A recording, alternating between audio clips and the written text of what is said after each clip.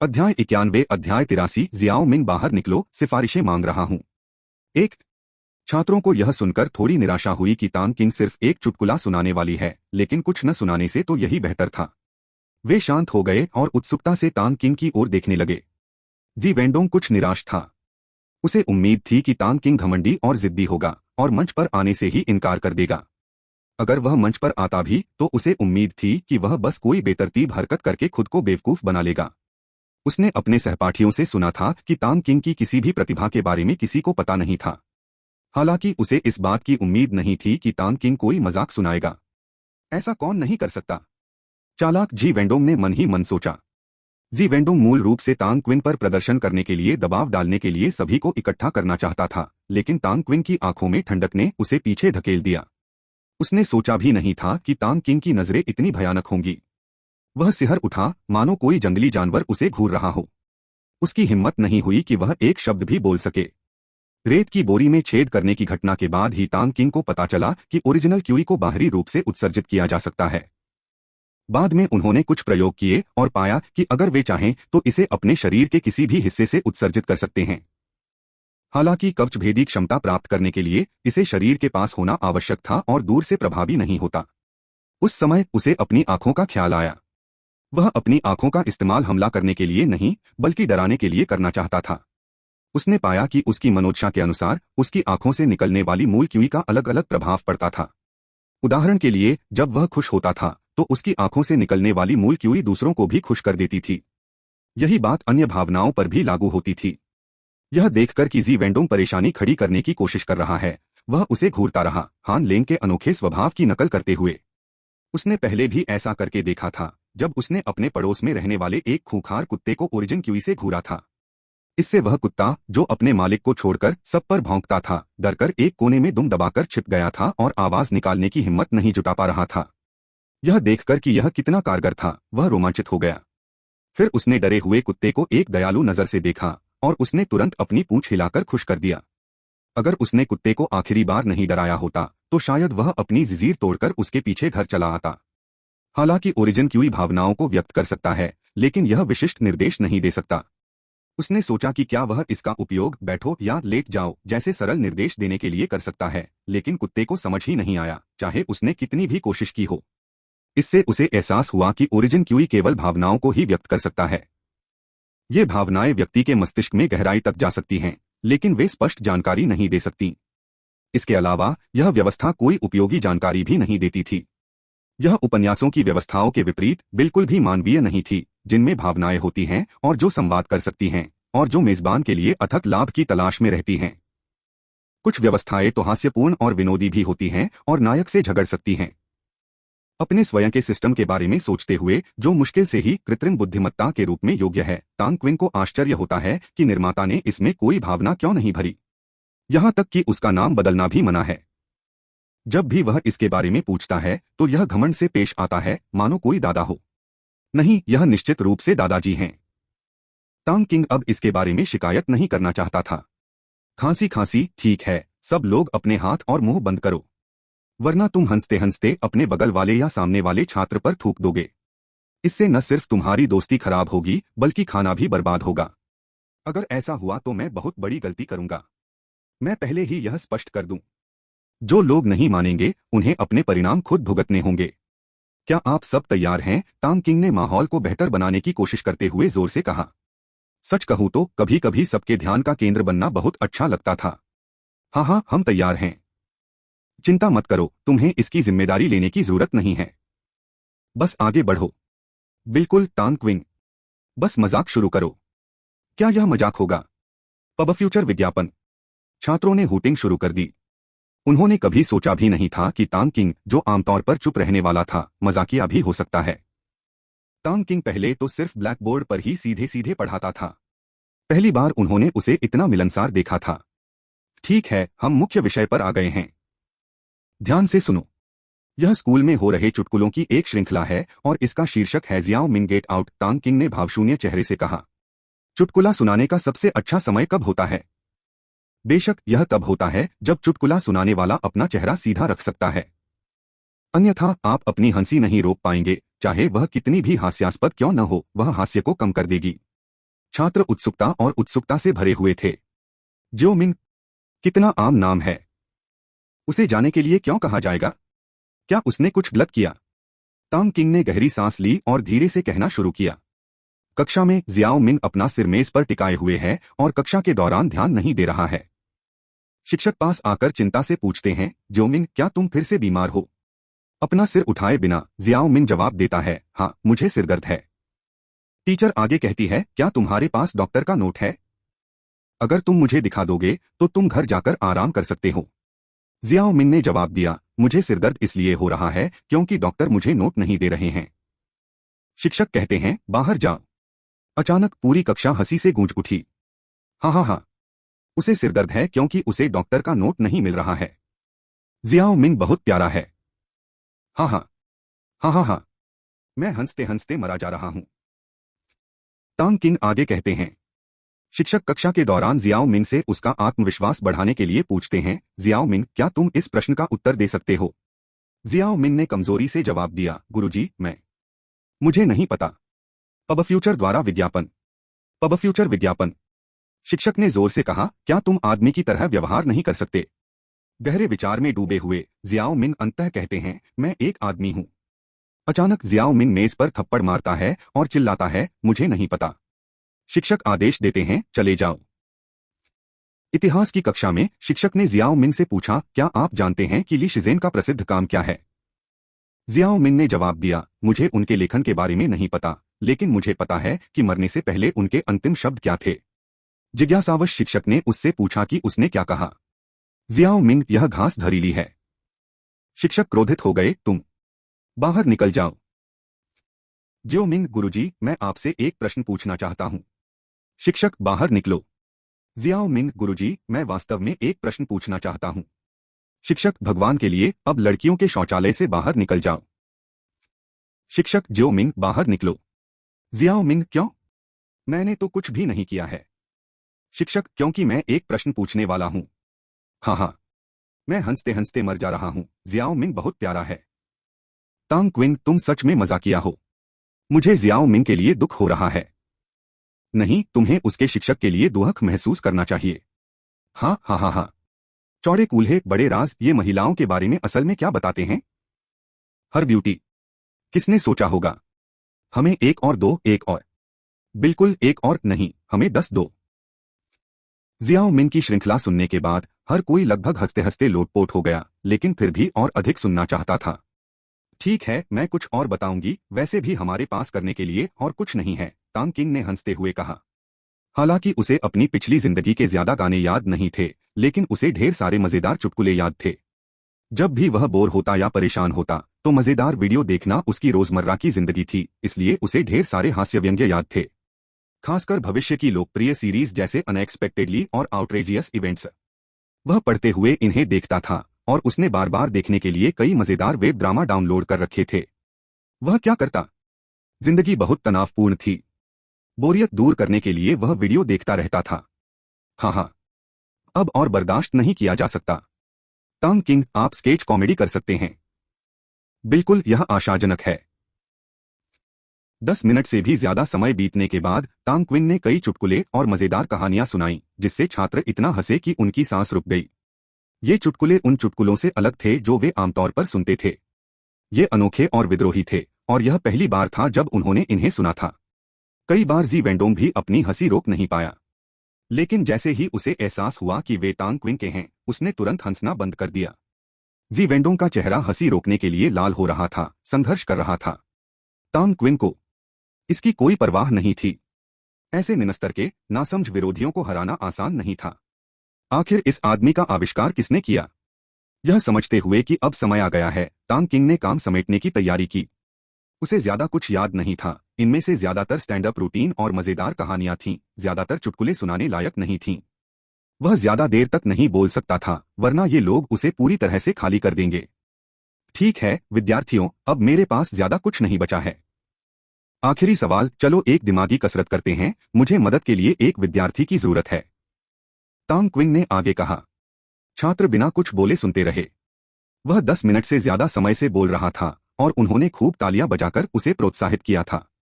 इतनी मजेदार कहानियां सुनकर यह इतना प्रभावशाली था कि उसे वे कहानियां याद आ गईं।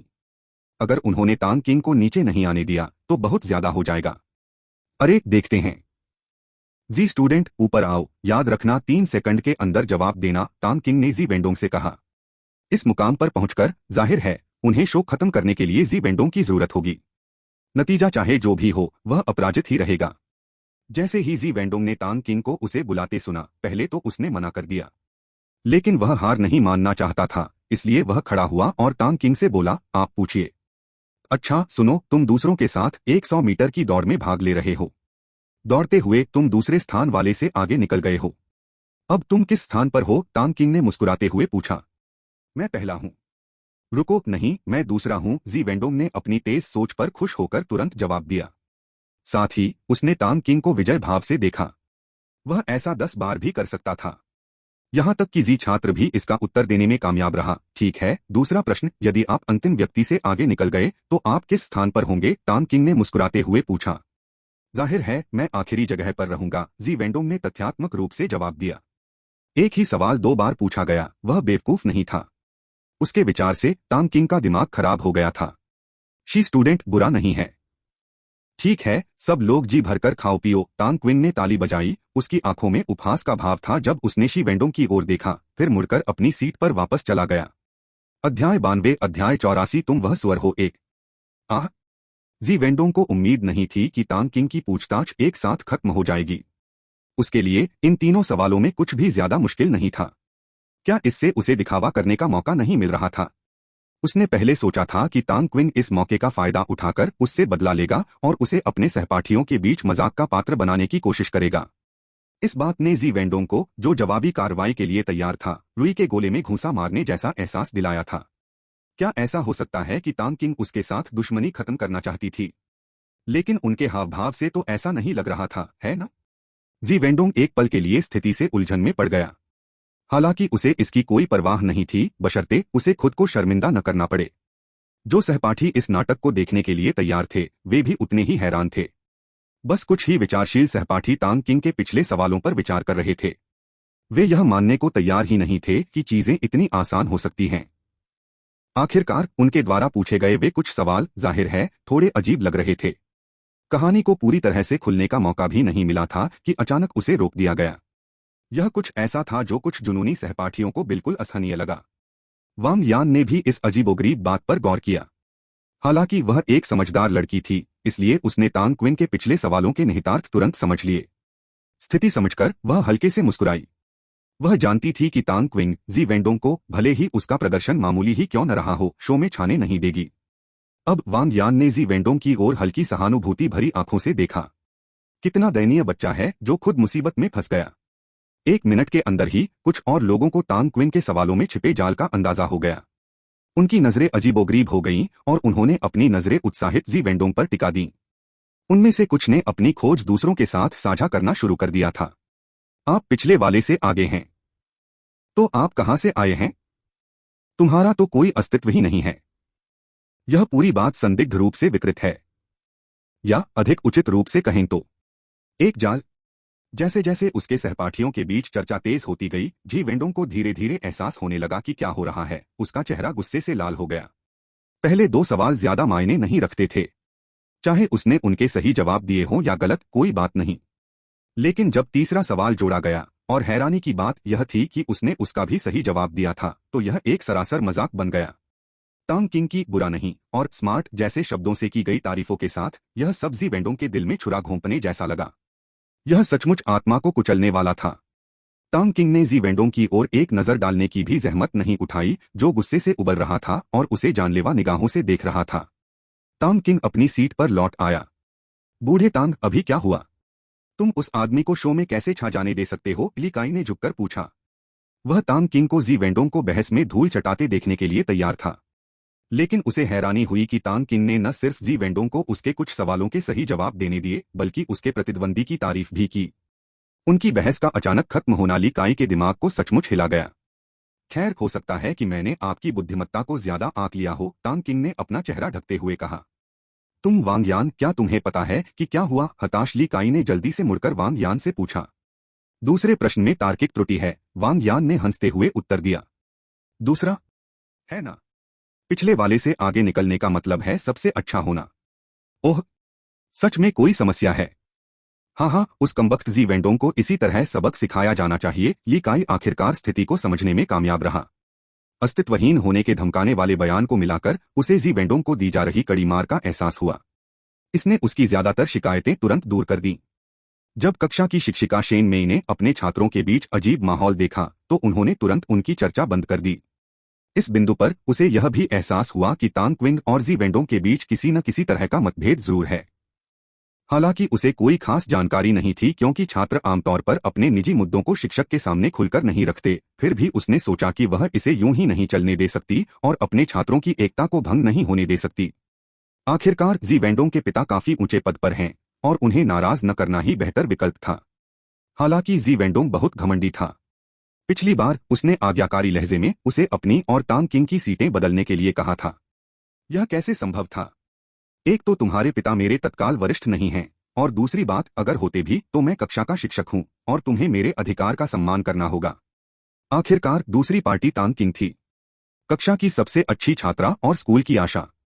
इसके अलावा अगर जी वेंडोंग वाकई शहर के शिक्षा विभाग के किसी नेता का बेटा होता तब भी वह उसके पक्ष में पक्षपात नहीं करती। उसके स्कूल का प्रिंसिपल बहुत ही प्रभावशाली था और उसके पिता हाल ही में प्रांतीय शिक्षा विभाग के कार्यकारी उपनिदेशक के पद से सेवानिवृत्त हुए थे। प्रिंसिपल उस पल का इंतजार कर रहे थे जब तांग किंग शहर के शिक्षा ब्यूरो के उपनिदेशक का पदभार ग्रहण करेंगे। तांग किंग को नाराज करने की कोशिश करने वाले किसी भी व्यक्ति के लिए जब तक कि उन्हें वह पद न दिया जाए, प्रिंसिपल को कोई परवाह नहीं थी। प्रांतीय शिक्षा व्यवस्था में शायद ही कोई ऐसा व्यक्ति था जिससे प्रिंसिपल को डर लगता हो। लोग जा चुके होंगे लेकिन बहुत दूर नहीं, इसलिए चाय अभी ठंडी नहीं हुई थी। इसके अलावा उसे जी वेंडोंग से कोई खास लगाव नहीं था, खासकर इसलिए क्योंकि उसका पढ़ाई लिखाई का प्रदर्शन बहुत खराब था। अगर उसके पिता का रिश्ता न होता तो उसे इस स्कूल में दाखिला मिलना मुश्किल था। उसकी कक्षा की तो बात ही छोड़ दीजिए। जहां तक उस लड़के की बात है जो बार बार कक्षा के औसत अंक गिराता रहता है, तो वह उससे बिल्कुल भी प्रभावित नहीं थी। इस तरह सामूहिक रात्रिभोज एक सुकून भरे माहौल में शांतिपूर्ण ढंग से संपन्न हुआ। शेन मेई ने उनके लिए आखिरी गीत गाया, जो आश्चर्यजनक रूप से एक बच्चों के गीत पर समाप्त हुआ, चलो चप्पू घुमाएं। यह सुनकर सभी लोग अचंभित रह गए, जो उनकी उम्मीद से बिल्कुल अलग था। पब फ्यूचर द्वारा विज्ञापन। पब फ्यूचर विज्ञापन। यद्यपि यह घटना अब समाप्त हो चुकी थी, परंतु इसका प्रभाव अभी भी समाप्त नहीं हुआ था। विशेष रूप से जी वेंडोंग के लिए, जो अभी कुछ समय पहले ही इस स्कूल में स्थानांतरित हुआ था और पहले ही 2 बार सार्वजनिक रूप से शर्मिंदा हो चुका था। अपने सहपाठियों की अजीब निगाहों ने उसे तिरस्कार और उपहास से भर दिया, खासकर जब उसने वांग यान और तांग किंग को हंसी मजाक करते देखा। जी वेंडोंग गुस्से से फटने ही वाला था। एक आम आदमी से इतना अपमान वह कैसे सह सकता था? वह इसे बर्दाश्त नहीं कर सकता था। हालांकि वह अभी तांग किंग से बदला नहीं ले सकता था क्योंकि उसके पिता उससे बहुत प्यार करते थे, लेकिन वह वांग यान के पिता के निर्माण प्रोजेक्ट पर अपनी भड़ास निकाल सकता था। उसने सोचा, जब समय आएगा तो वे सब उसके पास भीख मांगने आएंगे। एक योजना की असफलता से निराश जी वेंडोंग दूसरी योजना बनाता है, यह विश्वास करते हुए कि वांग यान अंततः उसके पास पहुंचेगा। इससे उसे बहुत संतुष्टि मिलती है। जहां तक जी वेंडोंग जैसे छोटे किरदार की चालाकी की बात है, तांग किंग को इसकी जरा भी परवाह नहीं थी। एक ऐसे पिता के साथ जो सिर्फ डिप्टी लेवल का था, जिसका अपने कारोबार से कोई वास्ता नहीं था, उससे डरने की कोई बात नहीं थी। संगठित या असंगठित किसी भी तरह की हरकत से बेखबर अगर जी वेंडोंग पारिवारिक संबंधों का इस्तेमाल करके कोई मुसीबत खड़ी करने की कोशिश करता है तो उसे दुआ करनी चाहिए कि उसके पिता एक ईमानदार अधिकारी हों। हालांकि वह वांग यान के पिता के बारे में चिंतित थे। वांग यान, अगर तुम्हारे पिता की तरफ से कोई परेशानी है तो मुझे बताओ। मुझे चिंता है कि वह तुम्हारे पिता के लिए समस्याएं पैदा कर सकते हैं। तांग किंग ने अपनी चिंता व्यक्त की। अपने पिछले जन्म में उसे जी वेंडोंग जैसे किसी व्यक्ति के बारे में कोई जानकारी नहीं थी। तितली प्रभाव को इतनी अचानक और तेजी से घटित होते देखना उसके लिए असहनीय था। हाँ, मैं समझ गया। वैसे परसों के लिए तुम्हारा क्या प्लान है? शायद हम बाहर जाकर मौजमस्ती कर सकें, वांग यान ने खुशी से जवाब दिया।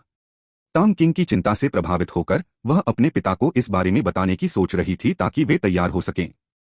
लेकिन वह जी वेंडोंग और उसके पिता को नाराज नहीं करना चाहती थी, लेकिन वह इतनी नरम भी नहीं थी कि उनकी मर्जी के मुताबिक ढल जाए। अगर उन्होंने कुछ भी मजाक करने की कोशिश की तो बस उनके द्वारा बनाए गए माहौल के बिगड़ने का इंतजार करो। अच्छा, मैं कल अपने परिवार के साथ खाना खाने की योजना बना रहा हूँ। परसों मुझे कुछ और काम है और शायद मेरे पास समय न हो, तांग क्विन ने समझाया। कल नए साल का दिन था और लिन जियाक्स्यू का परिवार रात के खाने पर आ रहा था। उसके अगले दिन उसे ग्राहकों से भुगतान लेना था, नए ग्राहकों को ऋण देना था और अगर समय मिला तो शायद हान लेंग से भी मिलना था। वह बाकी ऋणों के भुगतान में भी व्यस्त रहेगा। हाँ, हर महीने की शुरुआत में वह बहुत व्यस्त हो रहा था। इस समय तांग किंग एक नई कंपनी शुरू करने पर विचार कर रहा था और ग्राहकों से बातचीत करने और जरूरतमंद लोगों को लोन दिलाने में मदद के लिए लोगों को काम पर रखना चाहता था। एक व्यक्ति का काम वाकई बहुत थका देने वाला था। हाँ, बस उसे साल खत्म होने से पहले ये सब निपटाना होगा। चीनी नववर्ष 2 महीने बाद था और अगर उसे अभी भी कर्ज की चिंता रही तो जिंदगी जीने लायक नहीं रहेगी। ओह, वांग यान ने थोड़ी निराशा से जवाब दिया। लेकिन उसके पास कहने को कुछ नहीं था। आखिरकार तांग किंग के लिए अपने परिवार के साथ समय बिताना तो था ही। इसके अलावा अपनी कंपनी चलाने के लिए उसके पास निश्चित रूप से समय की कमी थी। अपने पिता की तरह एक बार जब आपका व्यवसाय शुरू हो जाता है तो यह वास्तव में आपका बहुत समय लेता है। अपने पिता को ध्यान में रखते हुए वांग यान को असहाय और आदरणीय दोनों महसूस हुआ। लोग अक्सर सोचते हैं कि बॉस होना अच्छा है, लेकिन बॉस होना उतना अच्छा नहीं है जितना लगता है। इसके साथ कई मुश्किलें भी आती हैं। उनके पास पैसा जरूर हो, लेकिन मानसिक और शारीरिक तनाव किसी कर्मचारी से कम नहीं, बल्कि कभी कभी तो उससे भी ज्यादा होता है।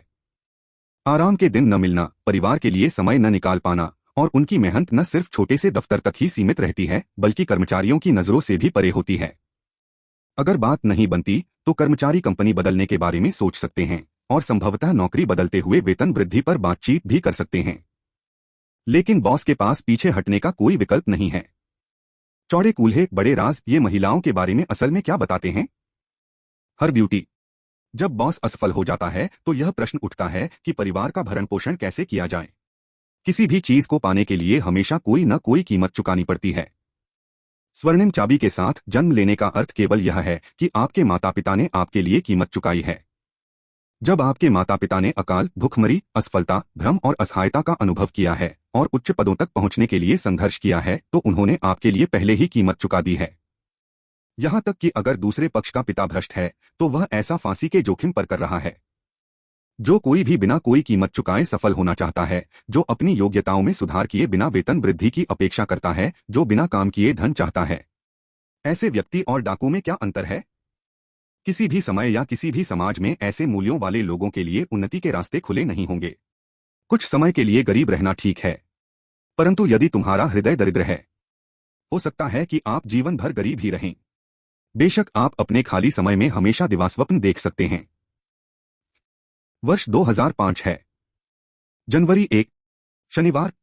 आज नए साल का दिन है। लिन जियाक्स्यू सुबह करीब 9 बजे तांग किंग के घर पहुंच गया। श्रीमान और श्रीमती लिन अपनी दुकान चलाते रहे। अब व्यापार फल फूल रहा था और उन्होंने मदद के लिए अपने शहर से एक युवती को बुलाया था। अपनी बेटी की राष्ट्रीय कॉलेज प्रवेश परीक्षाओं की व्यस्तता के कारण सप्ताहांत आराम से बिताना चाहिए। तांग किंग के कहने पर ली जियांगो के घर के लिए सारा मसाला लिन परिवार की दुकान से आता था। ली जियांगो खुद सामान लेने जाते थे क्योंकि उनकी दुकान बाजार से ज्यादा दूर नहीं थी। तांग किंग के निर्देशों का पालन करते हुए ली जियांगो हमेशा श्री लिन को एक दिन पहले ही बुलाकर सब कुछ तैयार करवा लेते थे। सुबह वे सीधे सामान ले जाते और हफ्ते में एक बार हिसाब किताब निपटाते। श्री लिन की इच्छा थी कि उनके सभी ग्राहक ली जियांगो की तरह चिंतामुक्त हो सकें, न कि अधिक चिड़चिड़े ग्राहकों के विपरीत। इसके अलावा आज उसका लेवल ऊपर जाएगा। सुबह सुबह उसका इंटरफेस बदल गया था और 12वें लेवल पर पहुंचते ही वह तीसरे लेवल पर पहुंच जाएगा। वह यह देखने के लिए उत्सुक था कि सिस्टम कौन कौन से फंक्शन अनलॉक करेगा। तांग किंग उत्सुकता से भरा हुआ था। अध्याय 93 अध्याय 85 तृतीय प्रणाली मूल्यांकन 1। बहन जियाक्स्यू, आपकी पोशाक बहुत सुंदर लग रही है, आपने इसे कब खरीदा? जैसे ही लिन जियाक्स्यू अंदर आई, तांग किंग की एक झलक भी देखे बिना किन शिकी ने उसे अपने कमरे में खींच लिया। उनके चाचा चाची बैठक कक्ष में टीवी देख रहे थे। तांग किंग भी अपने कमरे में बैठा था, ऊबकर पढ़ रहा था। वह उनका अभिवादन करने के लिए बाहर नहीं गया। वे सभी पुराने जीवनसाथी थे, एक दूसरे को अपने दिलों में बसाना ही काफी था। इतना प्रेम प्रसंग करने और साथ में पोज देने की कोई आवश्यकता नहीं थी। तांग तांग ने पिछली बार इसे मेरे लिए खरीदा था, लिन जियाक्स्यू ने सच कहा। अब वह हर बार तांग किंग द्वारा खरीदे गए कपड़े पहनती है।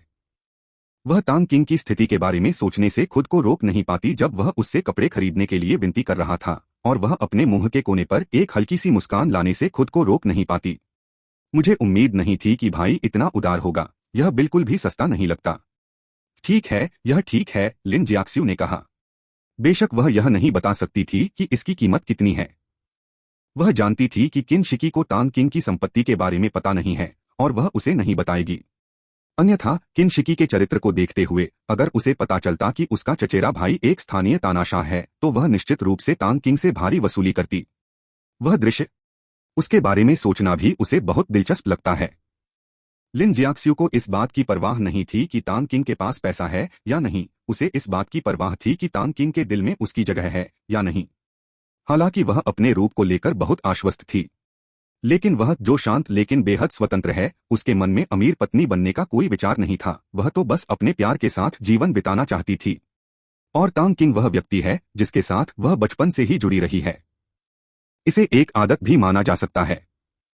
उसे किसी को पसंद करने की आदत है, इस बात की आदत है कि वह उसके दिमाग में रहता है, उसके साथ जिंदगी बिताने के ख्याल की आदत है, उसके बारे में हर बात की आदत है। उसने कभी भी बदलाव के बारे में नहीं सोचा। कुछ देर किन शिकी के कमरे में बैठने के बाद लिन जियाक्स्यू तांग किंग के कमरे में गया। किन शिकी को उसकी चाची होमवर्क करने के लिए खींच कर ले गई। तांग क्विंग को पढ़ते हुए देखकर लिन जियाक्स्यू ने केवल तांग क्विंग को देखा, बिना कुछ बोले एक हल्की मुस्कान दी और तांग क्विंग के कमरे को साफ करना शुरू कर दिया। डेस्क को साफ करें, रजाई को मोड़े। इसके बाद वह तांग किंग के बगल में बैठ गई और पढ़ने के लिए एक पाठ्य पुस्तक भी उठा ली। दोपहर को किन शिकी के मजबूत अनुरोध के तहत तांग किंग को खरीदारी के लिए घसीटा गया। लिन जियाक्स्यू के हाथ दोनों चचेरे भाइयों ने पकड़ रखे थे और वे आगे चल रहे थे। तांग किंग अपने हाथ जेब में डाले केवल उनके पीछे चल रहा था। सड़क पर पैदल चलने वालों को देखकर तांग किंग को केवल एक ही एहसास हुआ, यहाँ बहुत सारे लोग हैं।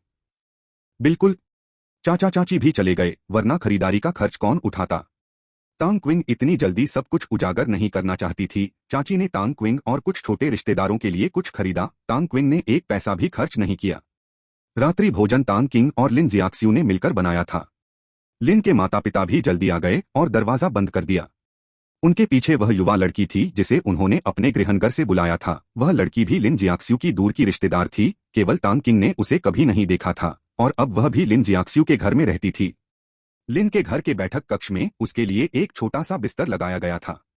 वे सभी दो लोगों की दुनिया में खलल डालने के लिए रसोई में नहीं गए। साथ ही वे निष्क्रिय रहकर भी खुश थे।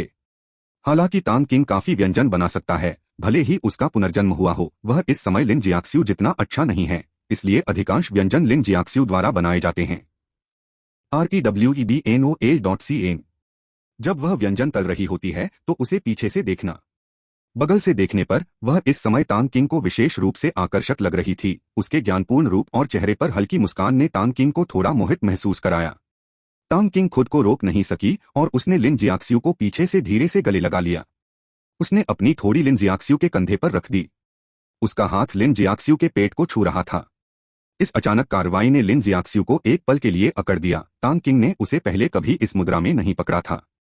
तांग तांग, तुमने अचानक मुझे क्यों पकड़ लिया? लिन जियाक्स्यू ने धीरे से पूछा। कुछ नहीं, मैं तो बस तुम्हें पकड़ना चाहता था, तांग किंग ने कहा और फिर उसे और भी कसकर पकड़ लिया। ओह, लिन जियाक्स्यू ने धीरे से जवाब दिया। उसने इस तरह के आलिंगन का विरोध नहीं किया क्योंकि वह जिसे प्यार करती थी उसके द्वारा उसे गले लगाया गया था। हालांकि उसे भूनना थोड़ा असुविधाजनक था, वह उसे दूर धकेलने का साहस नहीं कर सकी। हालांकि इस स्थिति को जल्द ही किन शिकी ने बाधित कर दिया। बड़े भाई, आप क्या कर रहे हैं? क्या आप शर्मिंदा हैं या नहीं? किन शिकी ने दरवाजा खोला, अपना सिर बाहर निकाला। तांग क्विंग को लिन जियाक्स्यू को गले लगाते हुए देखा और उनका मजाक उड़ाने से खुद को नहीं रोक सकी। तुम बाहर जाओ, यह तुम्हारा कोई काम नहीं है। लिन जियाक्स्यू थोड़ा कांप गया। तांग क्विंग तुरंत समझ गया और उसने लिन जियाक्स्यू को जाने दिया। लेकिन इस चचेरे भाई के लिए, ओह, वह उसे डांटना या मारना बर्दाश्त नहीं कर सकता था। वह बस असहाय महसूस कर रहा था। हम बहन जियाक्स्यू को व्यंजन तलने से मत रोको, मैं भूख से मर रही हूँ, किन शिकी ने बड़बड़ाते हुए कहा।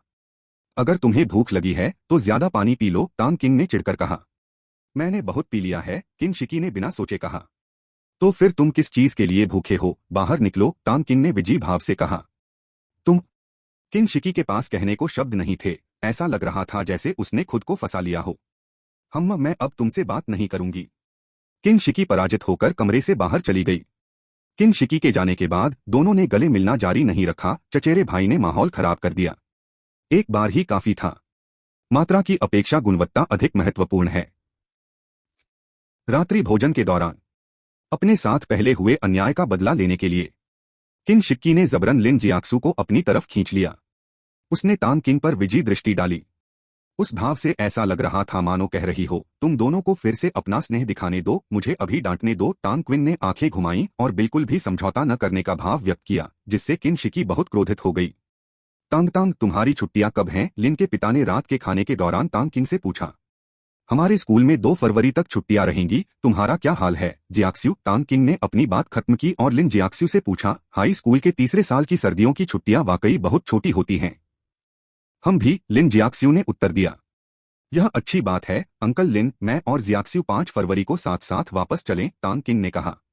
वह जानता था कि लिन के पिता आमतौर पर हर साल नए साल की पूर्व संध्या से एक दिन पहले घर वापस चले जाते थे। अगले महीने भी उसे कुछ काम करने थे। सिस्टम के बहुत सारे काम होते थे, कंपनी की सालाना मीटिंग्स, सालाना स्टॉक टेकिंग। साल शुरू होने के बाद भी वो व्यस्त रहता था। लगता था कि उसे उस समय छुट्टी मांगनी ही पड़ेगी वरना वो इतना व्यस्त रहता। ठीक है, तुम दोनों 5 तारीख को वापस जाओ, हम 7 तारीख को वापस जाएंगे, लिन के पिता ने कहा। ठीक है, तांग किंग ने जवाब दिया। पब फ्यूचर द्वारा विज्ञापन। पब फ्यूचर विज्ञापन। जब वे अंततः तितर-बितर हुए तो भोजन काफी देर से हुआ था। इस भोजन के बाद सफाई का कार्य बहनों किन शिकी और किन शियू को सौंपा गया। किन शिकी अनिच्छुक थी, लेकिन किन शियू प्रसन्न थी। तांग किंग जानती थी कि चीजों को साफ करने का उसका जुनूनी बाध्यकारी विकार फिर से काम कर रहा था। तांग किंग अपना सिर हिलाए बिना नहीं रह सका। कभी कभी जुनूनी बाध्यकारी विकार वास्तव में एक अच्छी चीज हो सकती है। यह लोगों के लिए सुविधाजनक है और इससे संबंधित व्यक्ति को खुशी महसूस होती है। रात के 12 बजे तांग किंग अपने बिस्तर पर लेट गया और अपनी जानकारी पर एक नजर डाली। होस्ट का नाम तांग किंग। स्तर 2। अनुभव 140/200। इस महीने का ऋण कोटा 100/1 मिलियन। इस माह का व्यक्तिगत कोटा 20/200,000। दिसंबर के अंत तक ओवरड्राफ्ट। निकासी योग्य संपत्तियां 6.21 मिलियन। आत्मा 110। शारीरिक स्वास्थ्य 110। मूल क्यूई मान 0। विनिमय योग्य विदेशी मुद्रा अमेरिकी डॉलर। इसमें ज्यादा बदलाव नहीं है। कंपनी खरीदने, पूंजी निवेश, किराए और चिकित्सा व्यय के बाद मेरी जेब में केवल 6.21 मिलियन बचे हैं। छोटी छोटी चीजें वास्तव में जुड़ जाती हैं। मुझे तो यह भी नहीं पता कि मैंने 2000 कहां खर्च कर दिए। मैंने पहले दूसरा उपलब्धि कार्य पूरा किया और मूल क्यूई के 5 अंक अर्जित किए, जिसका उपयोग मैंने अपनी 2 विशेषताओं को संतुलित करने के लिए किया। जहां तक अनुभव की बात है, हालांकि अनुबंध में शुरू में कहा गया था कि पुनर्भुगतान महीने की पहली तारीख को किया जाएगा, लेकिन यह नए साल का दिन था इसलिए मैं उन्हें परेशान नहीं करना चाहता था। मैं भी व्यस्त था, इसलिए मैंने उन्हें कल पैसे चुकाने की अनुमति दे दी। खैर, सिस्टम द्वारा सुझाए गए क्लाइंट से देर से भुगतान करने से कोई फर्क नहीं पड़ता। मुझे अनुभव अंक मिल गए हैं, मुझे बस 12 बजे तक इंतजार करना होगा। सिस्टम रिव्यू से पहले अनुभव जारी कर दिया जाएगा और 60 अनुभव अंक जोड़कर मैं बस लेवल अप कर लूंगा। सब मिलाकर विशेषताओं में ज्यादा बदलाव नहीं आया है, लेकिन मैं काफी पैसा इकट्ठा करने में कामयाब रहा हूं।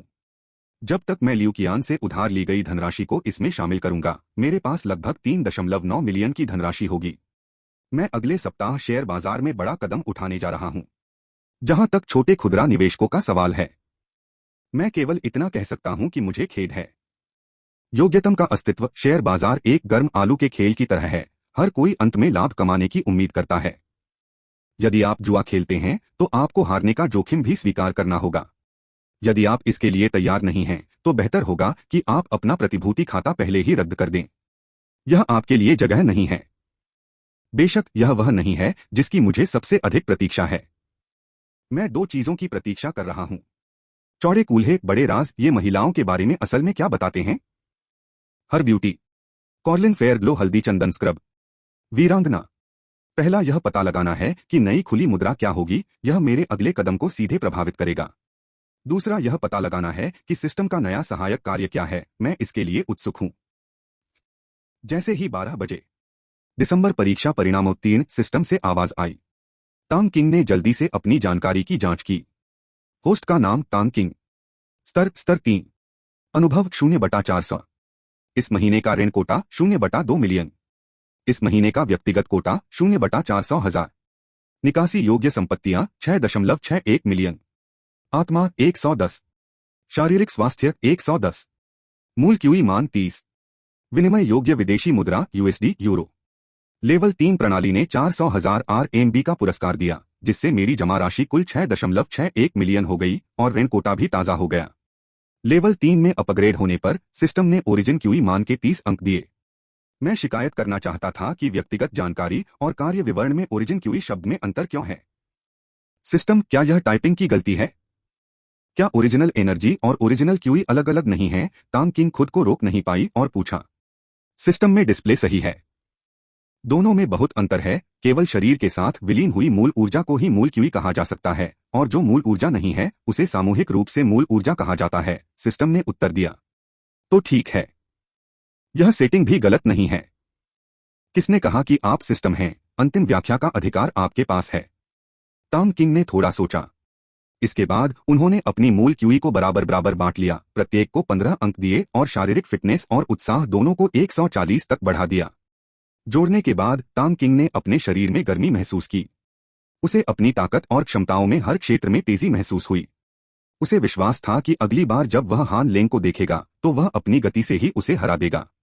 साथ ही उन्होंने एक तथ्य की पुष्टि भी की, अर्थात विनिमय दर के अंतर का लाभ उठाकर उसने सिस्टम से जो धन कमाया है, भले ही उसका उपयोग अचल संपत्ति या अचल संपत्ति खरीदने के लिए किया गया हो, वह उसकी अपनी संपत्ति में शामिल नहीं है। केवल इन संपत्तियों का जोड़ा मूल्य ही आंकड़ों में शामिल किया गया है। अन्यथा इतना पैसा खर्च करने और इतनी पूंजी लगाने के बाद मेरी भौतिक संपत्ति बहुत पहले ही 5 मिलियन से अधिक हो जानी चाहिए थी। हालांकि उन्होंने अनुमान लगाया कि यह अगले महीने पूरा हो जाना चाहिए, क्योंकि अब शेंगटांग ई कॉमर्स का कारोबार फल फूल रहा है। इस तथ्य के साथ कि मैंने फ्रंट पेज विज्ञापनों पर कुछ पैसा खर्च किया, शैलियों में वृद्धि और प्रतिष्ठा के प्रसार के साथ बिक्री लगातार बढ़ रही है। अब हर दिन लगभग 100,000 की बिक्री मात्रा है। बिल्कुल, यह हमारा ध्यान केंद्रित नहीं है। नई खुली मुद्रा पर ध्यान केंद्रित किया गया है। विदेशी मुद्रा में 2 बड़े शब्द यूरो देखकर तांग किंग ने राहत की सांस ली। वह बुदबुदाया, अच्छा हुआ कि येन, कोरियाई वोन या वियतनामी डोंग नहीं है, वरना सच में बहुत बड़ी त्रासदी होती। ऐसे में मुझे कुछ समय के लिए लियू कियान के साथ बदले गए अमेरिकी डॉलर पर ही निर्भर रहना पड़ता। अब यह अच्छा है। यूरो के साथ इसका मतलब है कि मेरे पास वित्त पोषण का एक स्थिर, सुरक्षित, टिकाऊ और बड़ा स्रोत है। मैं आत्मविश्वास और साहस के साथ जोखिम मुक्त मध्यस्थता में भी शामिल हो सकता हूं। भगवान का शुक्रिया। अंततः एक बार यह प्रणाली सफल हो गई। जहां तक मध्यस्थता करने की बात है, तांग किंग के मन में एक योजना थी। अध्याय 94, अध्याय 86, नई मुद्रा की शक्ति 1। इस तरीके के पीछे का तर्क समझने में उन्हें कुछ समय लगा, क्योंकि पैसे गिनने और इस तरह के कामों में उनका दिमाग बहुत ज्यादा दौड़ता था। उनका आर्बिट्रेज मॉडल सरल था। उदाहरण के लिए, यूरो से अमेरिकी डॉलर तक की वर्तमान अंतर्राष्ट्रीय विनिमय दर 1 से 1.3668 है, जबकि सिस्टम की समायोजित विनिमय दर RMB से अमेरिकी डॉलर तक 8 से 1 है और RMB से यूरो तक की दर 11 से 1 है। वह अंतर्राष्ट्रीय मुक्त विदेशी मुद्रा बाजार में एक खाता या एक से अधिक खाते खोल सकता है। इससे विनियमन का जोखिम कम हो जाएगा। यदि उसके पास 11 मिलियन RMB हो तो वह सिस्टम के माध्यम से 1 मिलियन यूरो का आदान प्रदान कर सकता है। फिर इस 1 मिलियन यूरो से वह इसे 1.3668 मिलियन अमेरिकी डॉलर में बदल सकता था। और इसे सिस्टम में वापस कैसे लाया जाए? सरल, इसे 8 से गुणा करें तो कुल संख्या होगी 10,930,000 और यह लगभग 70,000 RMB का नुकसान है। बेशक कोई भी ऐसा धंधा नहीं करेगा। तांग किंग मूर्ख नहीं था। लेकिन अगर वह प्रक्रिया को उलट दे तो क्या होगा? 11 मिलियन RMB। वह 8 से 1 की प्रणाली विनिमय दर पर 1.375 मिलियन अमेरिकी डॉलर प्राप्त कर सकता था, फिर 1.3668 की अंतर्राष्ट्रीय दर के अनुसार यूरो में विनिमय कर सकता था, जिससे उसके पास 1 मिलियन यूरो और शेष अमेरिकी डॉलर बच जाते। यह 8,200 अमेरिकी डॉलर का शुद्ध लाभ है। नीचे की ओर गणना करने पर एकल लेनदेन लाभ लगभग 0.6% है। संभावित लेनदेन लागत घटाने के बाद भी लाभ कम से कम 7,000 अमेरिकी डॉलर होगा। उस मामले में सिस्टम की प्रतिदिन 10 लेनदेन की सीमा के साथ यह लगभग 70,000 अमेरिकी डॉलर का लाभ होगा। इस तरह से देखने पर यह बहुत ज्यादा नहीं लगता। लेकिन क्या होगा यदि एक समय में लेनदेन की मात्रा 10 मिलियन यूरो हो? इससे प्रतिदिन कम से कम 7 लाख अमेरिकी डॉलर की आय होगी, जो 5 लाख 6 लाख RMB के बराबर होगा। और एक महीने के बारे में क्या? धत तेरी की। इस बिंदु पर तांग किंग अचानक उठ बैठा। उसकी आंखें सदमे से भरी थीं। जब तक उसके पास 110 मिलियन RMB थे, एक महीने में वह कमा सकता था 168 मिलियन। पब फ्यूचर विज्ञापन। लानत है, लानत है। लानत है। यह पागलपन है। तांग किंग का दिल तेजी से धड़क रहा था। यह लगभग चार्ट से बाहर था। यह महज एक भाग्य से अधिक था। यह व्यावहारिक रूप से धन पाने जैसा था। इसके अलावा इसकी गणना साधारण ब्याज से की गई थी। अगर वह चक्रवृद्धि ब्याज का इस्तेमाल करता और अपनी कमाई को दोबारा निवेश करता तो मुनाफा 200 मिलियन से ज्यादा हो सकता था। अरे बाप रे! यह 200% से भी अधिक लाभ है। यह पागल है। और यह एक रूढ़िवादी अनुमान है। पहला बिंदु यह है कि आरएमबी के मुकाबले दोनों मुद्राओं की विनिमय दरों में अल्प अवधि में ज्यादा परिवर्तन नहीं होगा। तांग क्विन ने जांच की और दोनों मुद्राओं के लिए वर्तमान अंतर्राष्ट्रीय विनिमय दरें 0.2 से थोड़ी अधिक हैं। इसलिए एक महीने के भीतर कोई बड़ा बदलाव नहीं होगा और कम से कम आधे साल तक प्रणाली में कोई बदलाव नहीं होना चाहिए। क्यों? क्योंकि यदि आरएमबी डॉलर के मुकाबले 8 से भी कम हो जाए तो जब तक यह 7.5 से ऊपर रहेगा तब तक प्रणाली की विनिमय दर 1 से 8 ही रहेगी। यही बात यूरो के लिए भी लागू होती है। जब तक यह 10.5 से अधिक है इसकी गणना 1 से 11 के रूप में की जाएगी, जिसके लिए महत्वपूर्ण गिरावट की आवश्यकता होगी जिसमें कई महीने या उससे भी अधिक समय लगेगा। इसके अलावा वह एक बात जानता था, यूरो के मुकाबले अमेरिकी डॉलर हमेशा से कम रहा है। 3.6668 को पहले से ही बहुत ऊंचा माना जाता है। यहां तक कि 2007 में भी यह केवल 1.37 तक ही था। इसका मतलब यह है कि भविष्य में प्रति लेन देन उसका लाभ थोड़ा कम हो सकता है, लेकिन कम से कम अगले 1 या 2 साल के लिए पैसा तो कमाया जा सकेगा। और यह सिर्फ यूरो को अमेरिकी डॉलर में बदलने के लिए है। अगर उसका स्तर बढ़ जाए तो क्या होगा? किस प्रकार की मुद्रा शुरू की जाएगी? यदि अमेरिकी डॉलर से यूरो में अंतर्पणन से होने वाला लाभ कम हो जाता है तो वह किसी अन्य अंतर्पणन पर स्विच कर सकता है। यह कोई बड़ी बात नहीं होगी। इसके अलावा यदि नई खुली मुद्रा पूर्णांक से ऊपर और नीचे है तो लाभ कई गुना अधिक हो सकता है। चाहे कुछ भी हो, वह आर्बिट्रेज से मुनाफा कमा ही लेगा। उसे पैसा कमाने से कोई नहीं रोक सकता। लानत है। तांग किंग के दिमाग में एक विचार आया। क्या यह प्रणाली और भी अधिक अद्भुत हो सकती है? यह बैंकिंग प्रणाली, यह वास्तव में अपनी प्रतिष्ठा पर खरा उतरता है। ऐसा लगता है कि अरबपति बनने का उनका लक्ष्य ज्यादा दूर नहीं है। इस रफ्तार से उन्हें नेशनल कॉलेज एंट्रेंस एग्जामिनेशन से पहले कुछ $100 मिलियन इकट्ठा कर लेने चाहिए। लेकिन वह यह पैसा नए साल के बाद कमाने की योजना बना रहे हैं। पहले शेयर बाजार में अच्छा मुनाफा कमाएंगे। तब तक या तो वह किसी विदेशी बैंक में गुमनाम खाता खोल सकता था या फिर एक बैंक खरीद सकता था। खैर, उसका इस खाते को अपनी निजी पहचान से जोड़ने का कोई इरादा नहीं था। पबफ्यूचर द्वारा विज्ञापन। पबफ्यूचर विज्ञापन। कुछ दिन पहले अनजाने में उसने अपने सिस्टम से जुड़े अकाउंट के बारे में पूछ लिया। सिस्टम ने उसे बताया कि लिंक किए गए अकाउंट पर बाहरी लोग नजर रख सकते हैं और उसे फ्रीज कर सकते हैं। लेकिन तांग किंग की सहमति और सिस्टम के संचालन के बिना कोई भी इससे एक पैसा भी नहीं निकाल सकता था, और भले ही वह जमी हुई हो। तांग क्विंग 10 लाख आरएमबी खर्च करके सिस्टम से अपने खाते को 10 सेकंड के लिए जबरन अनफ्रीज करवा सकता था, जिससे उसे अविश्वसनीय और सुरक्षित महसूस होता था। 10 सेकंड, तब तक तो उसका पैसा खत्म हो चुका होगा। बिल्कुल, सिस्टम सिर्फ तांग क्विंग के अकाउंट को अनफ्रीज करने की सेवाएं दे रहा था, किसी और के लिए नहीं। तांग क्विंग ने इस बारे में ज्यादा नहीं सोचा, क्योंकि उसे दूसरों के अकाउंट अनफ्रीज करने में कोई दिलचस्पी नहीं थी। हालांकि दूसरों को उनके खातों को अनफ्रीज करने में मदद करने का व्यवसाय बहुत बढ़िया हो सकता है। कई बैंकों ने करोड़ों से लेकर अरबों डॉलर तक के खाते फ्रीज कर दिए थे। यह बहुत बड़ा मुनाफा होता, लेकिन तांग किंग को इसमें कोई दिलचस्पी नहीं थी। बेहतर यही था कि हर जगह नफरत न फैलाई जाए। यह स्पष्ट रूप से दुनिया भर की सरकारों और प्रमुख बैंकों के साथ सीधा टकराव था। वह जो बैंकर बनने की ख्वाहिश रखता था, इसमें उसकी कोई दिलचस्पी नहीं थी। बहुत सारे दुश्मन भविष्य में चीजों को कम मजेदार बना देंगे। उसके पास पैसे कमाने के और भी तरीके थे। इसमें क्या झंझट जब तक कि उसका दिमाग ही खराब न हो। नए साल के बाद वह $11 करोड़ जुटा लेगा, और अगर उसके पैसे खत्म हो गए तो वह बैंक से कर्ज ले सकता है या पैसे उधार ले सकता है। वह ज्यादा से ज्यादा 1 महीने में इसे चुका पाएगा। इतना जोखिम मुक्त व्यवसाय कोई चिंता की बात नहीं थी। चुकौती के बाद जो भी पैसा बचेगा वह उसका अपना होगा। तांग किंग जितना अधिक इसके बारे में सोचता उतना ही अधिक उत्साहित होता। वह जितना ज्यादा उत्साहित होता गया उसे उतना ही ज्यादा ऐसा लगने लगा जैसे अनगिनत नोट उसे बुला रहे हों। खैर, पैसा तो उसे ही कमाना था। बिल्कुल, उनका लियू कियान के साथ व्यापार छोड़ने का कोई इरादा नहीं था। चूंकि उसने अपना पैर अंदर रख दिया था, इसलिए उसके लिए बाहर निकलना आसान नहीं था। वह लियू कियान के उत्साह से वाकिफ था और उसकी वजह भी जानता था। अगर यह कारोबार बंद हो जाता तो उसे, जिसके पास उस समय कोई मजबूत समर्थन नहीं था, असल में लियू कियान और उसके पीछे के स्वार्थी गठबंधन का डर था।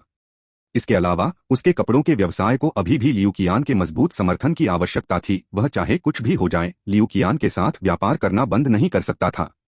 हालांकि उन्होंने अपनी नीति पर कायम रहते हुए लियू कियान के बदले विदेशी डॉलर का आदान प्रदान करने से साफ इनकार कर दिया। अगर वह दरवाजा खोलता तो सचमुच मुसीबत मोल ले लेता। वह न तो जेल जाना चाहता था, न ही देश छोड़कर भागना चाहता था। इसके बाद तांग किंग ने एक बार फिर अपने कार्यों को सामने रखा। इस महीने सिस्टम द्वारा सुझाए गए ग्राहकों के लिए ऋण कार्य पूरा करें। कार्य परिचय में विस्तृत जानकारी दी गई है। इनाम +20 अनुभव अंक 0/1 पूर्णता दर। 2 इस महीने किसी गैर सिस्टम अनुशंसित ग्राहक का ऋण व्यवसाय पूरा करें जिसकी राशि 4 लाख से कम न हो। इनाम +20 अनुभव अंक 0/1 पूर्णता दर। 3 महीने के सभी बाहरी ऋण कोटा पूरे करें। इनाम +20 अनुभव अंक 0/200 पूर्णता दर। 4 महीने के सभी पर्सनल लोन कोटा पूरे करें। इनाम +20 अनुभव अंक 0/40 पूर्णता दर। 5 उपलब्धि कार्य 1 सिस्टम के बाह्य ऋणों का संचयी योग 3 मिलियन तक पहुंच जाता है। पुरस्कार +10 मूल ऊर्जा अंक +30 अनुभव अंक। पूर्णता दर 200/5 मिलियन। चौड़े कूल्हे बड़े राज, ये महिलाओं के बारे में असल में क्या बताते हैं? हर ब्यूटी, कॉर्लिन फेयर ग्लो हल्दी चंदन स्क्रब, वीरांगना। 6 उपलब्धि कार्य 2 सिस्टम के बाह्य ऋण मूलधन की कुल वसूली 3 मिलियन तक पहुंचती है। पुरस्कार +10 मूल ऊर्जा अंक +30 अनुभव अंक।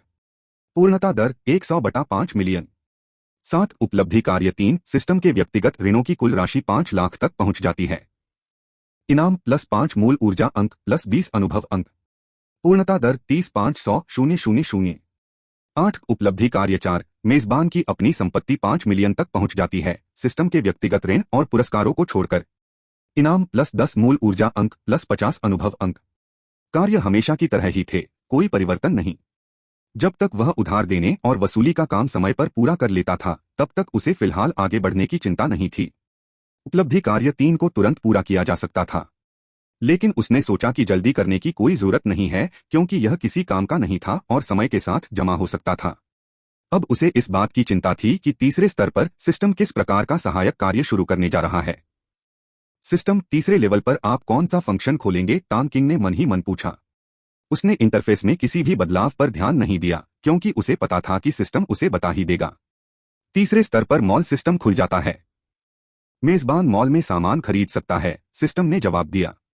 मॉल, तांग किंग ने आश्चर्य से कहा और फिर उसका चेहरा खुशी से चमक उठा। आखिरकार कुछ सामान्य हो गया था। यह एक मॉल था, किसी प्रणाली की एक मानक विशेषता।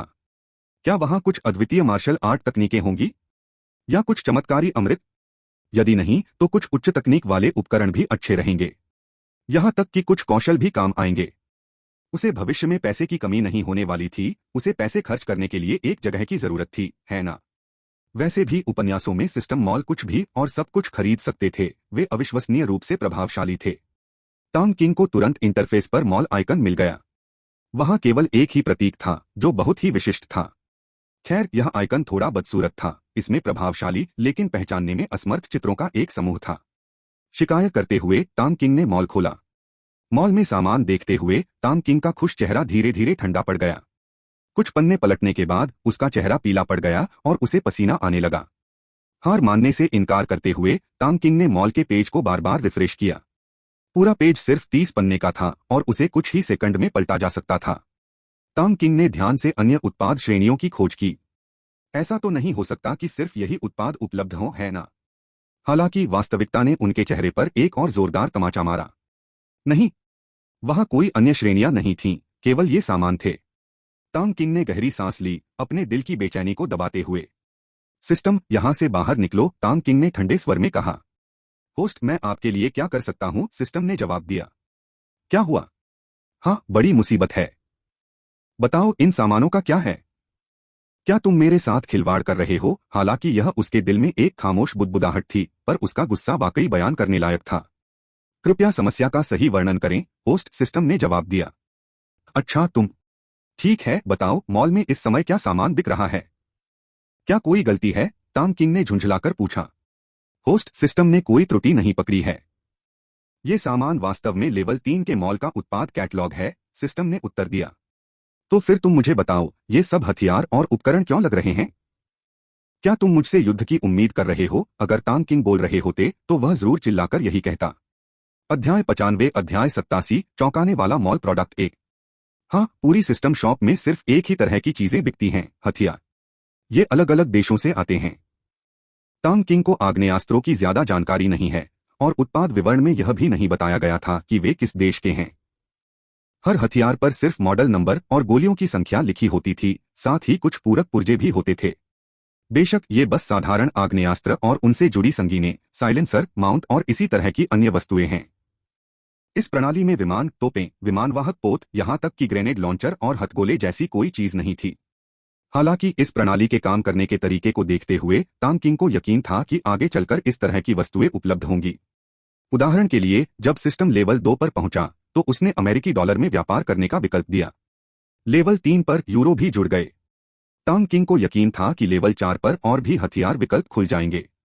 इससे पहले कि सिस्टम जवाब दे पाता, तांग किंग ने अपनी आंखें खोली और गहरी सांस ली। अंधेरे में छत को घूरते हुए वह गहरी सोच में डूब गया। ऐसा प्रतीत हुआ कि सिस्टम ने इसे समझ लिया था और तत्काल कोई प्रतिक्रिया नहीं दी। जहां कई पुरुषों को सैन्य मामले, बंदूकें, युद्ध और हिंसक खून खराबे वाली फिल्में और टीवी शो देखना पसंद होता है, वहीं एक दिन अचानक उठकर अपने बेडसाइड टेबल की दराज में बंदूक देखना कोई रोमांचक अनुभव नहीं होता। यह ऐसा है जैसे आपने खुद को किसी बड़ी मुसीबत में डाल लिया हो। यह वही था जो तांग किंग अब महसूस कर रहा था, भय, घबराहट, अनिश्चितता और निश्चित रूप से उत्साह या खुशी नहीं। हथियारों के आदान प्रदान का आरंभ। इसका क्या मतलब था? शायद इसका मतलब था कि उसे जिंदगी भर काफी खतरों से जूझना पड़ेगा। इसका मतलब था कि बैंकर बनने की उसकी राह, जैसा कि उसने शुरू में सोचा था, बाधाओं से भरी होगी। सिस्टम शॉप उसे ये हथियार सिर्फ देखने के लिए नहीं दे रही थी। सिस्टम इतना बेकार भी नहीं था। इन हथियारों का कोई न कोई मकसद जरूर होगा, और ऐसा मकसद जो उसके जीवन पर गहरा असर डालेगा, जिसे वह अभी तक पूरी तरह समझ नहीं पाया था। और संभावित कीमत, उसकी जान और भी बहुत कुछ। वह लिन जियाक्सियू के साथ एक अच्छा, स्थिर और खुशहाल जीवन जीना चाहता था, अपना जीवन एक साथ बिताना चाहता था। हालांकि दुकान में सारा सामान देखकर उसे थोड़ा अजीब सा लगा। यह उसके पूरे परिवार को एक खतरनाक स्थिति में डालने जैसा था। और उसके पास कोई चारा नहीं था, उसे बस आगे बढ़ते रहना था। एक गलत कदम और सब खत्म हो सकता था। पब फ्यूचर विज्ञापन, व्यवस्था के खिलाफ बगावत करने का विचार। तांग किंग को पूरा यकीन था कि इसका अंजाम बहुत बुरा होगा। व्यवस्था उसका पिता तो था नहीं जो उसके नखरे बर्दाश्त कर लेता। वह तो इंसानी व्यवहार की नकल भी नहीं कर सकती, उससे और क्या उम्मीद कर सकता था? क्या इन सब से बचने के लिए आत्महत्या की बात की जा रही है? खैर, भले ही चींटियां अपने जीवन को महत्व देती हों, लेकिन दूसरा मौका मिलने के बाद अपनी जान ले लेना मूर्खता से भी अधिक बड़ी बात होगी। काफी सोच विचार के बाद तांग किंग ने एक एक कदम उठाने का फैसला किया। अगर वह कोई अतार्किक काम नहीं करेगा, जैसे झगड़े शुरू करना, लोगों को मारना या दूसरों की नफरत मोल लेना, तो उसके पास अपने प्रियजनों की सुरक्षा सुनिश्चित करने के लिए पर्याप्त से ज्यादा होगा। ऐसा लग रहा था कि उसे अपने परिवार की सुरक्षा के लिए कुछ ताकतवर अंगरक्षकों को रखने पर गंभीरता से विचार करना होगा। अभी नहीं, बेशक भविष्य में इसकी चिंता करनी पड़ेगी। अभी उसका कोई खतरनाक दुश्मन नहीं था। अपनी रणनीति तय करने के बाद तांग किंग ने फिर से व्यवस्था पर सवाल उठाना शुरू कर दिया। यह सिर्फ हथियार क्यों बेच रही है? हालांकि वह कोई चमत्कारी गोलियां, मार्शल आर्ट तकनीक या हुनर नहीं मांग रहा था, फिर भी वह सॉसेज, इंस्टेंट नूडल्स या टॉयलेट पेपर से ही संतुष्ट हो जाएगा। सिस्टम, मुझे इस दुकान के बारे में सही जानकारी चाहिए। यहाँ सिर्फ हथियार ही क्यों हैं? क्या तुम मुझे धोखा देने की कोशिश कर रहे हो? तांग किंग ने आंखें बंद करके मन ही मन पूछा। नमस्ते मेजबान, मैं इस प्रश्न का उत्तर दे सकता हूँ। डिजाइनर द्वारा दिए गए मानक स्पष्टीकरण के अनुसार अनुवाद के बाद इसे आपके ग्रह पृथ्वी से एक उद्धरण द्वारा समझा जा सकता है। युद्ध राजनीति की निरंतरता है, राजनीति अर्थव्यवस्था की निरंतरता है, और यह सब पूंजी द्वारा नियंत्रित होता है। पूंजी के शासन में मूर्त सर्वोच्च शक्ति, सैन्य शक्ति, और अमूर्त सर्वोच्च शक्ति, मुद्रा, दोनों सामूहिक रूप से एक बैंकर की सर्वोच्च शक्ति की रक्षा करती हैं। सिस्टम की व्याख्या सुनने के बाद तांग किंग चुप हो गया। व्यवस्था ने इसे बहुत स्पष्ट कर दिया था। सबसे सरल स्पष्टीकरण था गाजर और छड़ी की नीति का संयोजन। एक सच्चे बैंकर के लिए इन दो चीजों के अलावा और क्या चाहिए? स्पष्टतः इसके अलावा कुछ भी आवश्यक नहीं था। सैन्य शक्ति राजधानी की सुरक्षा सुनिश्चित करती है और पूंजी सैन्य शक्ति की सीमा को मजबूत करती है। वे एक दूसरे के पूरक हैं और यह एक अचूक रणनीति है। विदेशों में असली बैंकरों को देखिए। क्या वे राजनीति को नियंत्रित करने, सेना को नियंत्रित करने और यहां तक कि राष्ट्रीय संपत्ति पर कब्जा करने और भारी मुनाफा कमाने के लिए युद्धों में सीधे तौर पर भाग लेने के लिए पूंजी का इस्तेमाल नहीं कर रहे हैं? क्या वे इस संसार के संचालन को गाजर और छड़ी की सरल विधि से नियंत्रित नहीं करते? पब फ्यूचर द्वारा विज्ञापन। पब फ्यूचर विज्ञापन। ठीक है, तान किंग व्यवस्था के स्पष्टीकरण को स्वीकार कर सकता था। उसे नकारने का कोई रास्ता नहीं था। सच तो सच था। वह इस बात से थोड़ा निराश था कि उसके मार्शल आर्ट के सपने को पूरा करने के लिए कोई मार्शल आर्ट कौशल या जादुई औषधि नहीं थी। उसे बस हथियार स्वीकार करने होंगे और उम्मीद करनी होगी कि सिस्टम आगे चलकर कुछ भविष्य के सैन्य उपकरण या एक अंतरिक्ष यान भी उपलब्ध कराएगा। फिलहाल दुकान में सिर्फ आग्नेयास्त्र ही थे, लेकिन अगर उनके पास एक विमानवाहक पोत भी होता तो वह उसे खरीद नहीं पाता। अगर वह किसी तरह उसे खरीद भी लेता तो उसे दिखाने की हिम्मत नहीं करता, क्योंकि इसका मतलब उसकी मौत तय थी। मामले की असलियत समझने के बाद भी तान किंग अपनी बात पर अड़ा रहा और इस बारे में ज्यादा नहीं सोचता रहा, क्योंकि वह हालात बदल नहीं सकता था। इसके बजाय उसने हथियारों की सूची को गौर से देखना शुरू कर दिया। आखिर कौन इंसान बंदूकों से प्यार नहीं करता? उसे बस यही समझ नहीं आ रहा था कि सिस्टम ने इनकी कीमतें कैसे तय की। सारे उपकरण काफी सस्ते लग रहे थे। पिस्तौलों की एक ही कीमत 300 युआन थी, जबकि बाकी बंदूकों की अपनी अलग अलग कीमतें थीं। यहां तक कि विभिन्न मॉडलों की बैरेट राइफलों की कीमत भी केवल 20,000 RMB थी। हाँ, आपने गलत नहीं पढ़ा, सिर्फ 20,000 RMB। क्या संयुक्त राज्य अमेरिका में कारखाना मूल्य इस राशि से भी अधिक है? क्या आपको यकीन है कि यह चीज लागत के लायक है? सिस्टम। दुकान में गोलियों की कीमत कैलिबर के हिसाब से अलग अलग होती है और एक ही कैलिबर की सभी गोलियों की कीमत एक जैसी थी। हालांकि सबसे महंगी गोली सिर्फ $10 की थी, जो बैरेट के लिए कवचभेदी आग लगाने वाली गोलियां थीं। क्या ऐसी गोलियों की कीमत वाकई इतनी सस्ती होती है? यहां तक कि बैरेट के लिए नियमित गोलियों की कीमत भी कई दसियों डॉलर होती होगी, है ना? उत्पादन की लागत भी इससे अधिक होनी चाहिए, है ना? सिस्टम, क्या आपने मनमाने ढंग से ये कीमतें तय की हैं?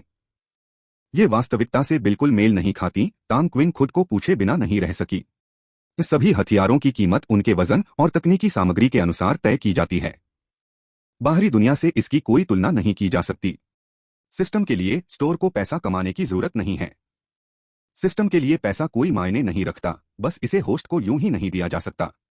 साथ ही समान वजन के आग्नेयास्त्रों के संश्लेषण की लागत मूलतः एक जैसी ही होती है। सरलता और गणना में आसानी के सिद्धांतों के आधार पर एक ही श्रेणी के आग्नेयास्त्रों, जिनके वजन में 30% से ज्यादा का अंतर नहीं होता, की कीमत एक जैसी होती है। सभी गोला बारूद की कीमत कैलिबर के अनुसार एक समान होती है, सिस्टम ने जवाब दिया। तांग किंग को अचानक समझ आ गया। कोई आश्चर्य नहीं कि पूरे मॉल में बंदूकों की कीमतें इतनी अलग अलग नहीं थीं। एक ही श्रेणी और एक जैसे वजन वाले बंदूकों की कीमतें एक जैसी थीं, लेकिन ये कीमतें बहुत सस्ती थीं। सिस्टम द्वारा बनाए गए उत्पाद नकली नहीं हो सकते। तांग किंग को सचमुच सिस्टम की आंतरिक मूल्य निर्धारण पद्धति समझ नहीं आई। यह अविश्वसनीय रूप से सस्ता था। संश्लेषण के बारे में? क्या यह 3D प्रिंटिंग या कोई और भयानक संश्लेषण तकनीक हो सकती है? कॉर्लिन फेयर ग्लो हल्दी चंदन स्क्रब। वीरांगना। खैर, तांग किंग यह समझ नहीं पाया कि उनका संश्लेषण कैसे हुआ और वह इसके बारे में सोचने में दिलचस्पी नहीं रखता था। सस्ते दामों ने तांग किंग को हथियारों के सौदागर होने का एहसास दिलाया। हालांकि यह सिर्फ एक ख्याल था। यह पेशा बहुत खतरनाक था। असली सौदागर कई देशों की काली सूची में आ जाते।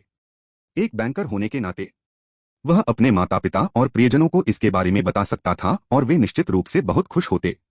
लेकिन एक हथियार सौदागर होने के नाते, लिन जियाक्स्यू के शांतिप्रिय स्वभाव को देखते हुए, वह सचमुच इसके परिणामों की कल्पना भी नहीं कर सकता था। चूंकि उसने स्टोर से ये उत्पाद ले लिए थे, इसलिए तांग किंग ने अब उन पर ज्यादा ध्यान नहीं दिया।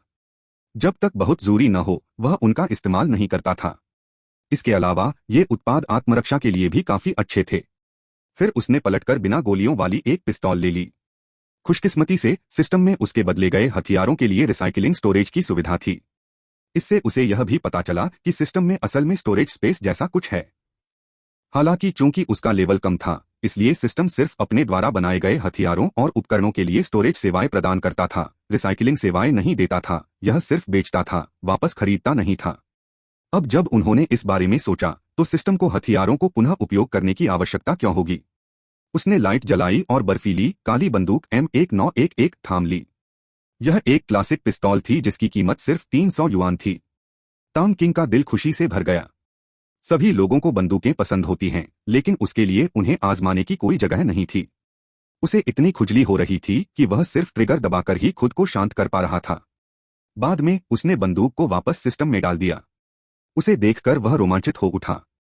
उसने सोचा कि जब वह अपने शहर लौटेगा तो पीछे वाले पहाड़ पर शिकार करने जाएगा। वह अपनी पसंदीदा Barrett and imperial sniper rifle की ताकत भी परख सकता था। बस इसके बारे में सोचकर ही वह रोमांचित हो रहा था। इसी समय तान किंग ने देखा कि मॉल के बगल में अचानक एक गोदाम का चिन्ह प्रकट हो गया। खैर, कम से कम यह चिन्ह गोदाम होने का स्पष्ट संकेत तो दे रहा था। जब तान किंग ने देखने के लिए क्लिक किया तो अंदर सिर्फ एक गोदाम था जिसमें एक M1911 चुपचाप पड़ा था। इस समय तान किंग अकथनीय उत्साह और चिंता से भरा हुआ था। उसके मन में तरह तरह के विचार घूमते रहे जब तक कि सुबह के 2 बजे उसे नींद नहीं आ गई। 5 बजे तान किंग फिर से जाग उठा। कुछ न सूझने पर उसने पिस्तौल फिर से निकाली, दरवाजा बंद किया, बत्ती जलाई और बंदूक खोलने का तरीका सीखने की कोशिश की। हालांकि कुछ देर तक कोशिश करने के बाद भी उसे समझ नहीं आया कि उसे कैसे खोला जाए। तान किंग को बड़ी मुश्किल से ऑनलाइन बंदूक खोलने का तरीका ढूंढना पड़ा। 2 घंटे से ज्यादा की मेहनत और लगातार अभ्यास के बाद तान किंग ने आखिरकार 1.5 मिनट में बंदूक को कुशलता से खोलना और जोड़ना सीख लिया। उसे यह बेहद मजेदार लगा। अगर समय होता तो वह बैरेट राइफल लेकर उसे खोलने की कोशिश कर सकता था, लेकिन इसके लिए किसी और समय का इंतजार करना पड़ता। तभी तान किंग को अपनी चाची की आवाज सुनाई दी। उसने तुरंत बंदूक वापस सिस्टम में रख दी। वह तुरंत बाहर नहीं गया बल्कि बिस्तर पर लेट गया, अपने हाथों से सिर पर गद्दी रखकर छत को देखता रहा। वह अपनी चाची के नाश्ता तैयार करने और उसे बुलाने का इंतजार कर रहा था। एक और व्यस्त दिन शुरू हो रहा था। अध्याय 96 अध्याय 88 युद्ध जीतना, सिफारिशें मांगना। 1-2 जनवरी रविवार। मौसम थोड़ा ठंडा था और तान किंग ने मौसम के पूर्वानुमान पर नजर डाली तो उसे लगा कि अगले हफ्ते तापमान और गिरेगा, शायद बर्फ भी पड़ जाए। उसे मौसम का पूर्वानुमान देखना थोड़ा उबाऊ लग रहा था। वैसे भी इससे उसका कोई लेना देना नहीं था क्योंकि ठंड का उस पर कोई असर नहीं पड़ने वाला था। नाश्ते के बाद तांग क्विन ने घोषणा की कि वह आत्मरक्षा के गुर सीखने के लिए हान लेंग के पास जाएगा। किन युगांग ने तांग क्विन की प्रगति के बारे में कुछ नहीं पूछा। उसका मानना था कि कुछ मुलाकातों के बाद ज्यादा से ज्यादा तांग क्विन कुछ अभ्यास कर लेगा, लेकिन सीखने की इस आवृत्ति के अनुसार उसे महत्वपूर्ण प्रगति करने में शायद कई महीने लगेंगे। यदि तांग क्विन में उल्लेखनीय सुधार होता तो हान लेंग निस्संदेह उसे सूचित करता, इसलिए वह इसके बारे में बहुत अधिक चिंता नहीं कर सकता था। त्योहारों के दौरान शिक्षक छात्रों पर कोई बोझ नहीं डालना चाहते थे, इसलिए उन्होंने कोई होमवर्क नहीं दिया। तांग किंग इस छुट्टी से खुश थी। असल में उसकी चाची तांग क्विन को अपनी पढ़ाई में लापरवाही न बरतने की याद दिलाना चाहती थीं, लेकिन किन युगांग ने उन्हें रोक दिया। अगर पढ़ाई का एक दिन भी छूटने से तांग क्विन के शैक्षणिक प्रदर्शन पर असर पड़ता तो इतनी कमजोर शैक्षणिक स्थिति का क्या फायदा? क्या यह सिर्फ दिखावे के लिए था? जब किन शिकी ने सुना कि तांग क्विन आजादी से बाहर जा सकती है तो वह भी साथ जाने के लिए मचल उठी, जिससे तांग क्विन के सिर में दर्द होने लगा। आखिरकार उसकी चाची ने उसे खूब डांटा और चुप रही। वह उदास होकर तांग क्विन को किनारे से देखती रही। उसकी नजरें बर्दाश्त न कर पाने के कारण तांग क्विन ने झट से उसके लिए मिठाइयां खरीदने का वादा किया, जिससे किन शिकी खुशी खुशी अपने कमरे में वापस लौट गई।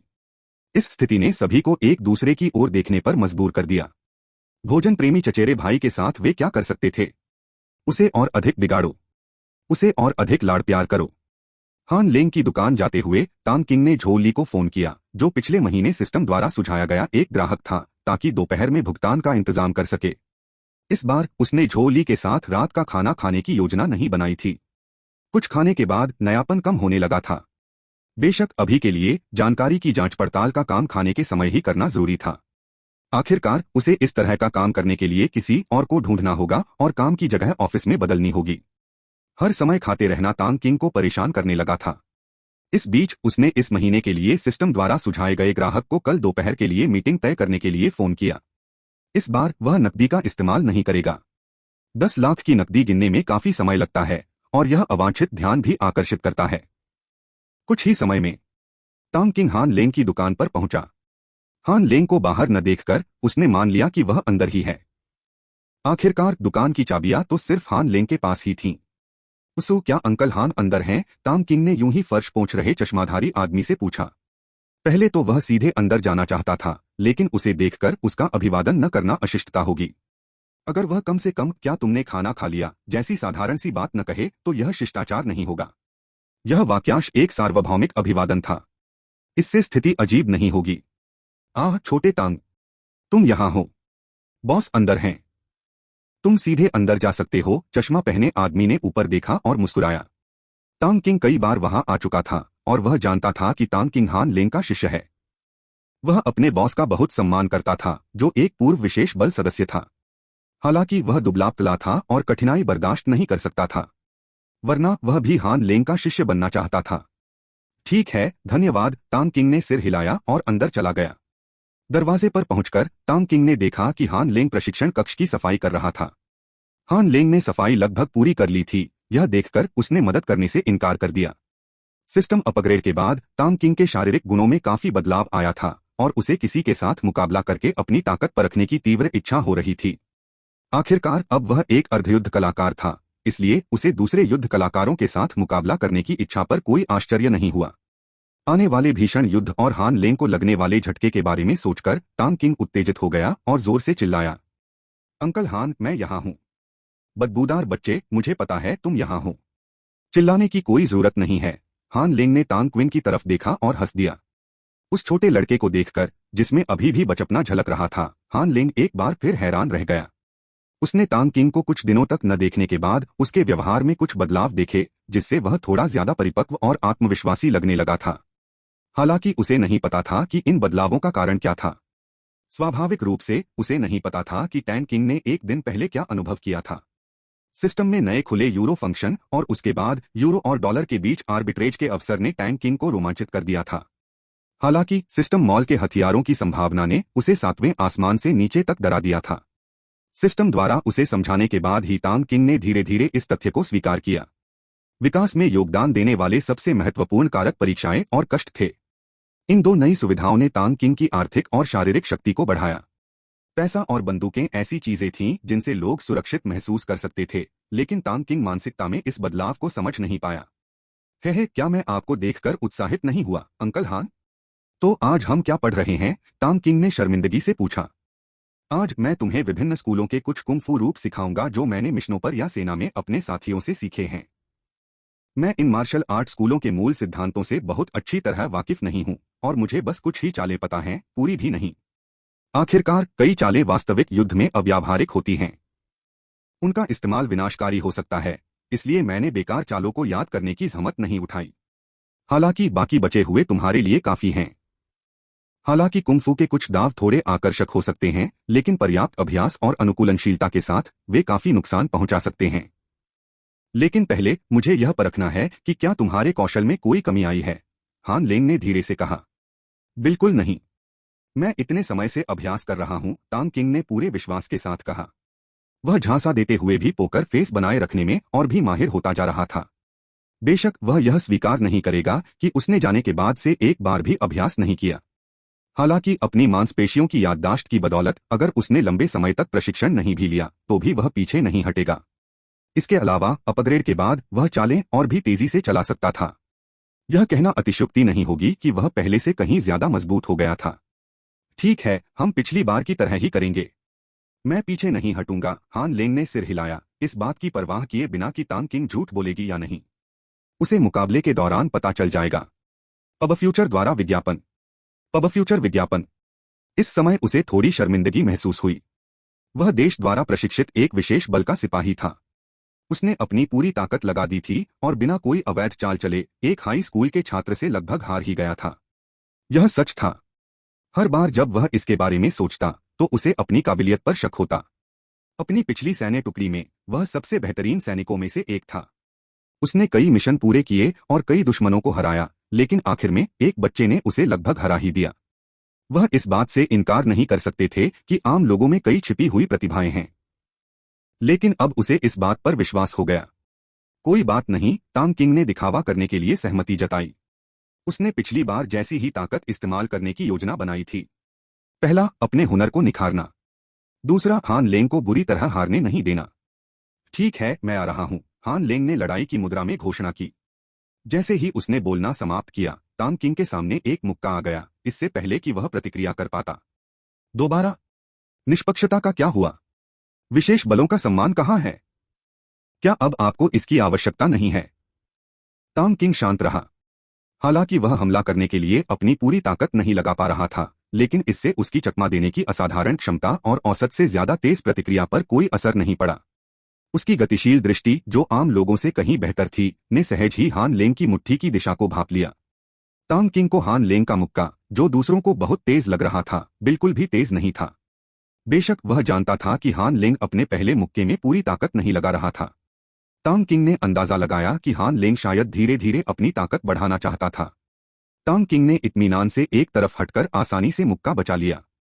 तांग क्विंग को अपने अप्रत्याशित हमले से आसानी से बचते देख हान लेंग को जरा भी हैरानी नहीं हुई।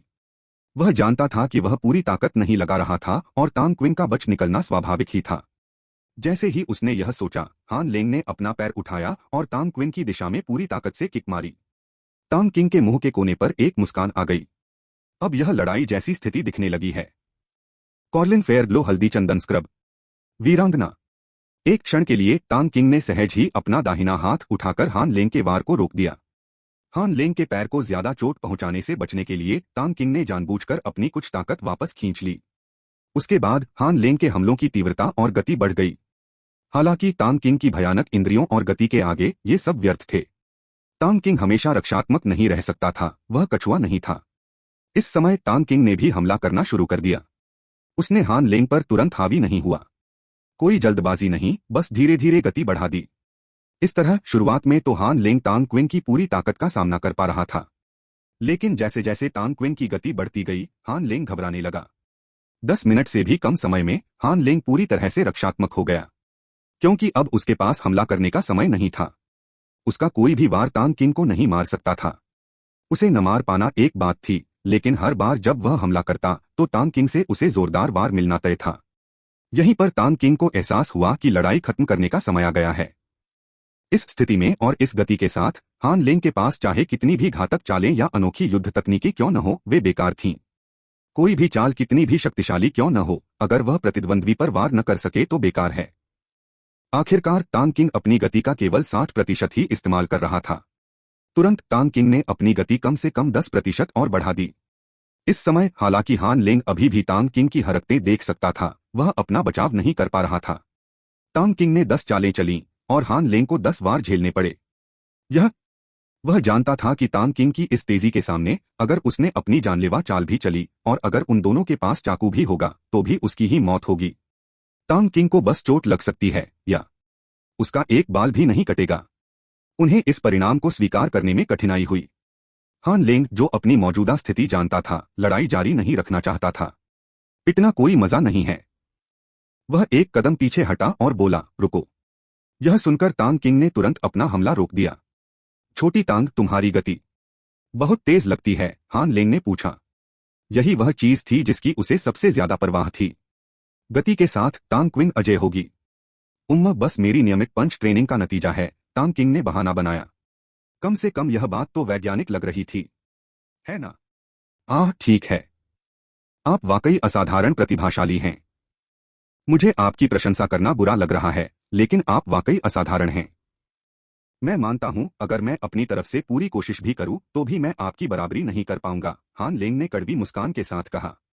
साहित्य में हमेशा कोई नंबर 1 नहीं होता, नहीं मार्शल आर्ट में दूसरा सर्वश्रेष्ठ। वह सचमुच बहुत प्रभावित हुआ। शायद सेना के सर्वोच्च सैनिक ही तांग किंग को हरा सकते थे, लेकिन अब उसे यकीन नहीं था। अंकल हान, आप मेरी चापलूसी करते हैं। मुझे अभी भी आपसे बहुत कुछ सीखना है, तांग किंग ने विनम्रता से कहा। हे, तो चलो मैं तुम्हें कुछ और मूव्स सिखाता हूं। वे ज्यादा मुश्किल नहीं हैं। तुम्हारे हुनर से मुझे लगता है कि तुम दोपहर तक मेरी सारी ट्रिक्स सीख लोगे, हान लेंग हंसा और बोला। SBI ऑरम कार्ड अभी आवेदन करें। अगर सोने से पहले 1 चम्मच पिएं तो हफ्ते में 7 किलो वजन घटेगा। भोपाल पोर्टेबल स्टेयर लिफ्ट्स, जिन्हें आप बिना इंस्टॉलेशन के इस्तेमाल कर सकते हैं। अध्याय 97, अध्याय 89, पूर्ण प्रभुत्व, सिफारिश हेतु अनुरोध। 1। अगला।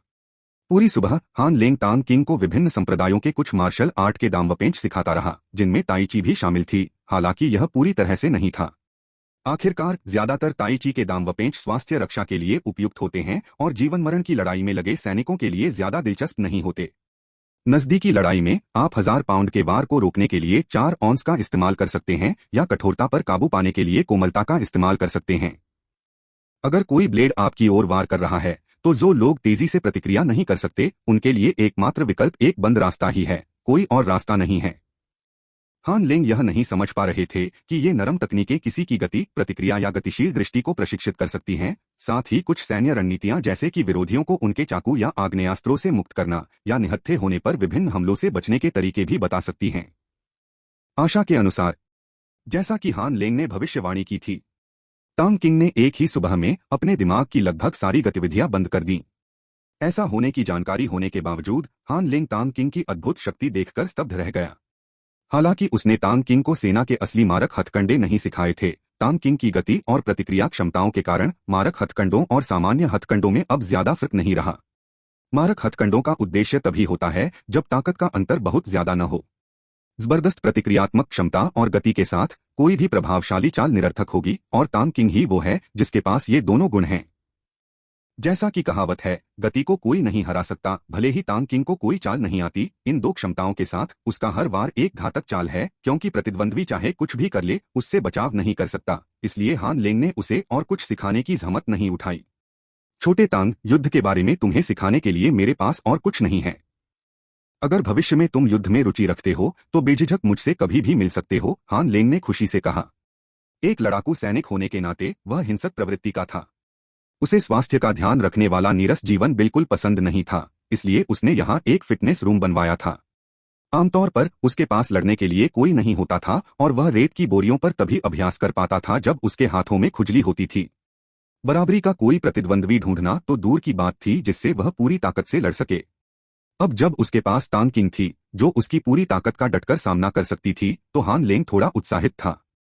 ठीक है अंकल हान, हमारे पास अभी भी कुछ समय है, क्यों न हम एक और लड़ाई लड़े। आप अपनी सारी चालें, कोई भी चाल इस्तेमाल कर सकते हैं, तांग किंग ने सुझाव दिया।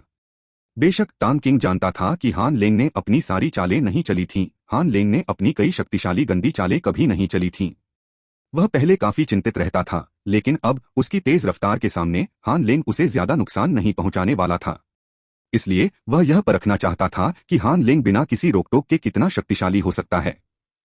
ठीक है, लेकिन सावधान रहना, ये चालें बहुत खतरनाक हैं, हान लेंग ने थोड़ा सोचने के बाद सहमति जताई। उसे यकीन नहीं था कि उसके सिखाए गए चालाक दांवपेच सीख लिए जाएंगे। तांग किंग, जिसके पास मानव शरीर रचना की समझ, अद्भुत मार्शल आर्ट क्षमताएं और बेतहाशा तेज गति थी, अगर उसे खुद पर छोड़ दिया जाए तो भी वह कई चालें बना सकता था। ठीक है तो फिर चलो, तांग किंग ने गंभीरता से कहा। उसके शब्द गूंजते ही हान लेंग ने अचानक एक लोसाइड किक मारी। गति में तेज बदलाव से तांग किंग चौंक गया।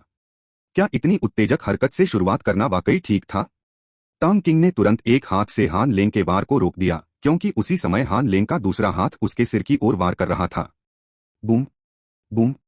तांग किंग दो आवाजों के बाद जल्दी से एक कदम पीछे हट गया और अपनी ऊर्जा पूरी तरह से सतर्क कर ली। अगर वह इनमें से किसी एक चाल में फंस गया तो उसे बहुत नुकसान होगा, ऐसा उसका मानना था। हालांकि उसे डर नहीं लगता, फिर भी कुछ दिन पहले उसे ओरिजिन क्यूई का एक नया काम पता चला, वह था बचाव। अगर वह अपनी ओरिजिन क्यूई को हमले वाले हिस्से पर केंद्रित रखे तो यह काफी अच्छी सुरक्षा प्रदान कर सकती है। उसने इसे आजमाया और नतीजे वाकई कारगर रहे। ओरिजिन क्यू वैल्यू की सुरक्षा के कारण उसे सिर पर चोट लगने पर भी हल्का सा दर्द ही महसूस होता था, उसके बाद उसे कुछ भी महसूस नहीं होता था। शुक्र है कि ओरिजिन क्यू में क्षतिग्रस्त कोशिकाओं की मरम्मत करने की क्षमता भी थी। हालांकि उसकी ओरिजिन क्यू बहुत सीमित थी, ज्यादा से ज्यादा वह सिर्फ एक हाथ की सीमा तक ही पहुंच पाती थी, लेकिन इस तरह के युद्ध से निपटने के लिए यह काफी होना चाहिए। हालांकि ओरिजिन क्यूई की वर्तमान रक्षात्मक शक्ति बहुत ज्यादा प्रबल नहीं थी। अगर उस पर चाकू भी तान दिया जाता तो वह फिर भी घायल हो जाता। हान लेंग ने तांग किंग को एक कदम भी पीछे हटते नहीं देखा, उसके चेहरे पर एक हल्की सी मुस्कान आ गई। सेना में अभ्यास के दौरान इन रणनीतियों का कोई मुकाबला नहीं था, क्योंकि अगर इन्हें छोड़ दिया जाता तो गंभीर चोटें लग सकती थीं। असली लड़ाई में भी कार्य करते समय ज्यादातर आग्नेयास्त्रों का ही इस्तेमाल होता था, नजदीकी लड़ाई के ज्यादा मौके नहीं थे। तांग किंग को इन आखिरी उपायों से निपटने में सक्षम देखकर हान लेंग की दिलचस्पी बढ़ गई। हे इस बार वह आनंद लेने वाला था। हाँ, पब फ्यूचर द्वारा विज्ञापन। पब फ्यूचर विज्ञापन। यह सब कुछ पल भर ही चला और तांग क्विंग अभी एक कदम पीछे हटा ही था कि हान लेंग ने फिर हमला बोल दिया। तांग क्विंग के सिर पर बिना किसी हिचकिचाहट के एक जोरदार राउंडहाउस किक मारी गई। कुछ दिलचस्प। तांग किंग भी उत्साहित होने लगा। यह जीवन और मृत्यु की लड़ाई जैसा लग रहा था, बहुत रोमांचक। इसके बाद हान लेंग ने अपनी पूरी ताकत तांग क्विन पर हमला करने में लगा दी, ऐसा अभिनय किया जैसे वह उसे खत्म करना चाहता हो। उसने पीछे हटने का कोई प्रयास नहीं किया और हान लेंग की पूरी ताकत का अनुभव करने के लिए तांग क्विन ने जवाबी हमला नहीं किया बल्कि बचाव पर ध्यान केंद्रित किया। 10 मिनट बाद हान लेंग के पास कोई भी नया दाव खत्म हो गया था। उसका कोई भी अंतिम वार तांग किंग को विचलित नहीं कर सका। नतीजतन हान लेंग को यह स्वीकार करना पड़ा कि तांग किंग की युद्ध क्षमता उस पर पूरी तरह से भारी पड़ रही थी। वह तांग किंग के प्रति सम्मान महसूस करने से खुद को नहीं रोक सका। एक योद्धा के लिए ताकतवर का सम्मान करना स्वाभाविक ही है। रुको, हान लेंग ने रुकने का इशारा किया और साथ ही युद्ध क्षेत्र से पीछे हट गया। वह लगातार हमला कर रहा था। अगर वे जारी रखते तो तांग किंग के जवाबी हमलों का शिकार वही होता। वह मुक्के का थैला नहीं बनना चाहता था। तांग क्विन ने अपने कदम रोक लिए और हान लेंग को हैरानी से देखा। उसकी आंखों में ऐसा भाव था मानो कह रहा हो, रुकने का क्या मतलब है। लेकिन हान लेंग की चंचल मुस्कान देखकर तांग किंग तुरंत उसके इरादे समझ गया। वह हक्का बक्का रह गया, लेकिन उसने मान लिया कि हान लेंग सही था। वह जवाबी हमले की तैयारी कर रहा था, तभी हान लेंग ने उसे रोक दिया। खैर, वह अपने गुरु की अवज्ञा तो नहीं कर सकता था, है ना। अपनी तेज गति के कारण वह हान लेंग के हमलों को रोकने में सक्षम था, लेकिन हान लेंग उससे उतना तेज नहीं था। अगर वह अपनी ताकत और गति पर नियंत्रण खो देता तो हान लेंग के लिए यह एक त्रासदी होती, क्योंकि ये अंतिम प्रहार कहीं भी लगने पर गंभीर चोट पहुंचा सकते थे। आप बहुत चालाक हैं अंकल हान, तांग किंग ने अपना हाथ पीछे खींचते हुए कड़वाहट से हंसा। हाँ, इसे कहते हैं बड़ों की समझदारी। हान लेंग खिलखिलाकर हंसा। तांग क्विन के चिंतित भाव देखकर उसे खुशी हुई। हालांकि वह तांग क्विन को हरा नहीं सकता था, फिर भी उसे निराश कर सकता था।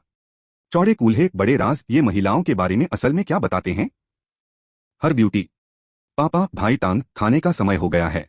तभी एक छोटा लड़का दौड़ता हुआ अंदर आया। वह हान लेंग का बेटा था। तांग किंग ने देखा कि 12 बज चुके थे। अच्छा बेटा। छोटे तांग, चलो कुछ खाते हैं। हान लेंग ने अपने बेटे को उठाया और मुस्कुराते हुए गोल गोल घूम गया। ठीक है, तांग किंग ने जवाब दिया और उनके पीछे चला गया। अपने वादे के मुताबिक हान लेंग ने शानदार खाना परोसा। चिकन, बत्तख, मछली और मांस समेत 8 पूरे व्यंजन। यह नजारा देखकर दंग रह गया। बेशक उसने कोई सवाल पूछने की हिम्मत नहीं की, बस खाना ही उसके लिए काफी था। हान लेंग की पत्नी इस भोजन का महत्व समझ गई। पहले वह हान लेंग द्वारा तांग किंग को युद्ध कौशल सिखाने से कुछ नाराज थी, लेकिन अब बात अलग है। यह जानकर कि उसका परिवार बाल बाल दिवालिया होने से बच गया है, वह तांग किंग के प्रति कृतज्ञता से भर गई। वह बार बार तांग किंग को व्यंजन परोसती रही। उसका उत्साह तांग किंग के लिए अद्भुत था। तांग क्विन को देखते हुए, जो लोगों की मदद के लिए आसानी से लाखों की नकदी निकाल सकती थी, उसे लगा कि यह खाना थोड़ा सादा था। तांग क्विन को खूब खाते देखकर उसे राहत मिली। जैसे ही चश्मे वाले व्यक्ति ने अपना भोजन समाप्त किया, वह आराम करने के लिए घर चला गया और दोपहर 1:30 बजे तक काम पर वापस आने का वादा किया। अंकल हान, भाई सन कैसे हैं? चश्माधारी आदमी के जाने के बाद तांग किंग ने हान लेंग से पूछा। वह ठीक है। कुछ दिन पहले उसकी मां की सफल सर्जरी हुई थी। डॉक्टर ने कहा है कि इस महीने के अंत तक उसे छुट्टी मिल सकती है। जियाओ सन इन दिनों अस्पताल में उसकी देखभाल कर रही है, हान लेंग ने जवाब दिया। जब भी वह सोचता कि तांग किंग आसानी से लाखों लोगों को मार गिरा सकता है, तो उसे अवास्तविकता का एहसास होता। लेकिन सच्चाई उसकी आंखों के सामने थी। यह अच्छा है, तांग किंग ने सिर हिलाया। वैसे लिटिल टैन सन को ये पैसे चुकाने में थोड़ा समय लग सकता है। तुम जानती हो कि उसके पास सिर्फ शारीरिक ताकत है और वो धीरे धीरे ही पैसे कमाकर तुम्हें पैसे लौटा सकता है। चिंता मत करो, वो ये पैसे जरूर लौटा देगा। मुझे जियाओ सन के चरित्र पर भरोसा है। हान लेंग ने एक बार फिर बात उठाई। कोई बात नहीं, बस कुछ लाख रुपए हैं, मुझे कोई जल्दी नहीं है। अंकल हान, क्या आप जानते हैं कि भाई सन किस तरह की नौकरी ढूंढने की योजना बना रहे हैं? तांग किंग ने फिर पूछा। तांग किंग की आवाज सुनकर हान लेंग की पत्नी ने अपना मुंह ढक लिया। उसकी आंखें सदमे से गोल हो गईं। कोई कुछ लाख युआन के बारे में इतना उदासीन हो, वह कितना अमीर होगा। हान लेंग ने तांग की बातें सुनकर तुरंत उसका मतलब समझ लिया और आश्चर्य से पूछा, क्या आप जियो सन को नौकरी दिलाने की योजना बना रहे हैं? अध्याय 98 अध्याय 90 मेरा अनुसरण करें, कृपया अनुशंसा करें। एक, मैं वास्तव में इस बारे में सोच रहा हूं। तांग किंग ने स्वीकृति में सिर हिलाया। तुम? ठीक है, मैं उसे बुलाता हूं और तुम उससे बात कर सकती हो। हान लेंग ने अपनी बात बीच में ही रोक दी। वह यह पूछना चाहता था कि यह किस प्रकार की नौकरी है। हालांकि इसमें तांग किंग की निष्ठा का मामला शामिल हो सकता था, जिससे तांग किंग को लग सकता था कि उसे उस पर भरोसा नहीं है। उसने अभी इस मामले में दखल न देने का फैसला किया और पहले सुन चाओ को बुलाया। वह बाहर से स्थिति पर नजर रखेंगे। वर्तमान जटिल स्थिति को देखते हुए, यह देखते हुए कि सुन चाओ पर तांग किंग के लिए बहुत बड़ा एहसान था, भले ही काम में कानून के विरुद्ध खतरे या गतिविधियां शामिल हों, हान लेंग ने अनुमान लगाया कि सुन चाओ मना नहीं करेगा। सांस, यह वास्तव में उस हाथ से बंधे होने की दुविधा थी जो आपको खिलाता है, और उस मुंह के प्रति नरम स्थान होना जो आपको खिलाता है। हान लेंग ने मन ही मन आह भरी। वह केवल यही आशा कर सकता था कि तांग किंग सुन चाओ को कोई नुकसान नहीं पहुंचाएगा, वरना वह भी कुछ खास नहीं कर पाता। सुन चाओ के चरित्र को देखते हुए इतना बड़ा उपकार पाकर, बशर्ते कि इससे उसकी अपनी प्रतिष्ठा को ठेस न पहुंचे, उसे पता था कि सुन चाओ जरूर यह काम स्वीकार कर लेगा। क्या हमें उसे अभी बुला लेना चाहिए? उसकी मां की अभी अभी सर्जरी हुई है, तांग किंग ने भौहें चढ़ाते हुए कहा। यद्यपि तार्किक दृष्टिकोण से डॉक्टरों और नर्सों दोनों की उपस्थिति के कारण सुन चाओ के यहाँ आने से कोई प्रभाव नहीं पड़ता, फिर भी उसकी मां सर्जरी के बाद कुछ समय के लिए अकेले रहना कैसे सहन नहीं कर सकती थी। लेकिन भावनात्मक रूप से उनकी मां अभी अभी अपनी बीमारी से उबरी हैं। यह भी सही है कि उसे हर समय अपने बेटे की जरूरत होती है। तांग किंग एक पल के लिए यह समझ ही नहीं पाया कि कौन सी सोच सही है और कौन सी गलत, दोनों के पीछे ठोस कारण थे।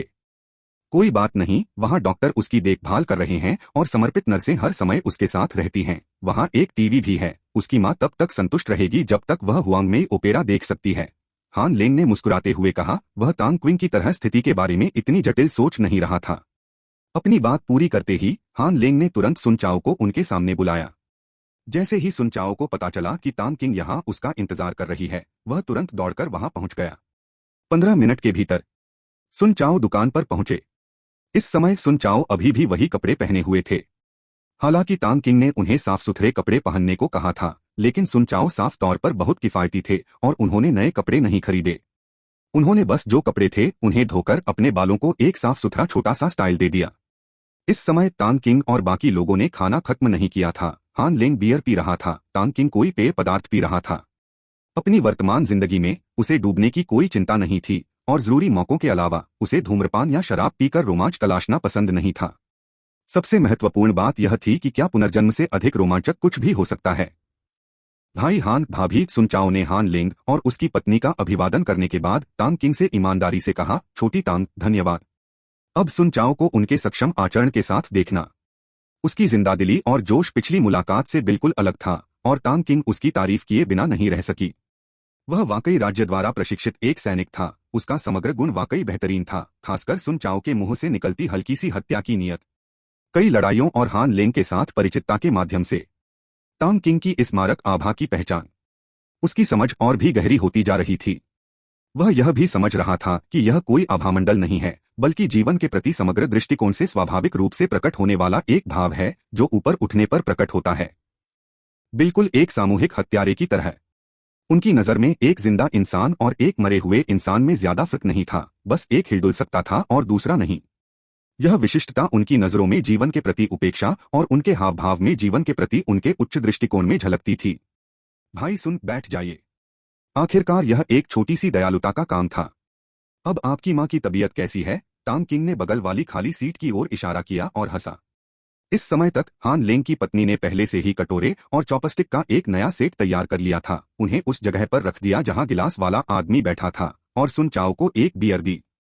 वह बहुत अच्छी तरह से ठीक हो रही है। कुछ दिन पहले उसकी सर्जरी हुई थी और वह बहुत सफल रही। डॉक्टर ने कहा है कि उसे महीने के अंत तक छुट्टी मिल सकती है, सन चाओ ने बैठते हुए कहा। हम्मा, यह अच्छी बात है। क्या तुम्हें कोई मुश्किल आई? तांग किंग ने सिर हिलाकर कहा। बिल्कुल नहीं, बहुत बहुत धन्यवाद। सचमुच, सुन चाओ ने एक बार फिर उसे धन्यवाद दिया। शुक्रिया कहना बंद करो। अगर तुमने मुझे फिर से शुक्रिया कहा तो मैं नाराज हो जाऊंगा। वैसे भाई सुन, तुम्हारी भविष्य की क्या योजनाएं हैं? तांग किंग ने फिर पूछा।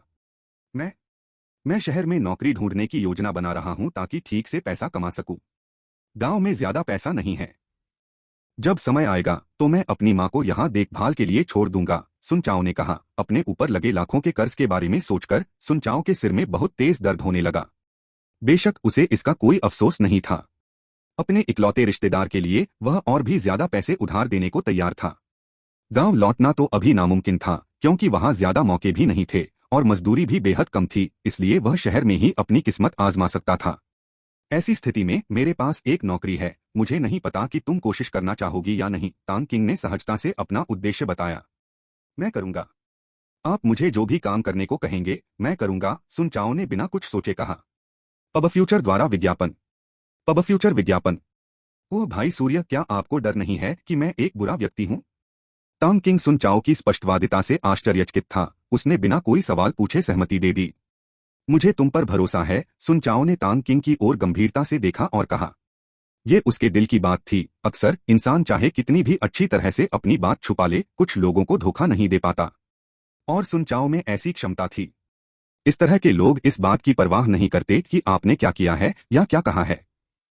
चाहे आप एक स्पष्ट वक्ता हो या एक असाधारण अभिनेता, वे एक नजर में ही किसी व्यक्ति का सार समझ सकते हैं। वे अपनी सहज भावनाओं पर भरोसा करते हैं। और सुन चाओ को अपने अंतर्ज्ञान पर पूरा विश्वास है।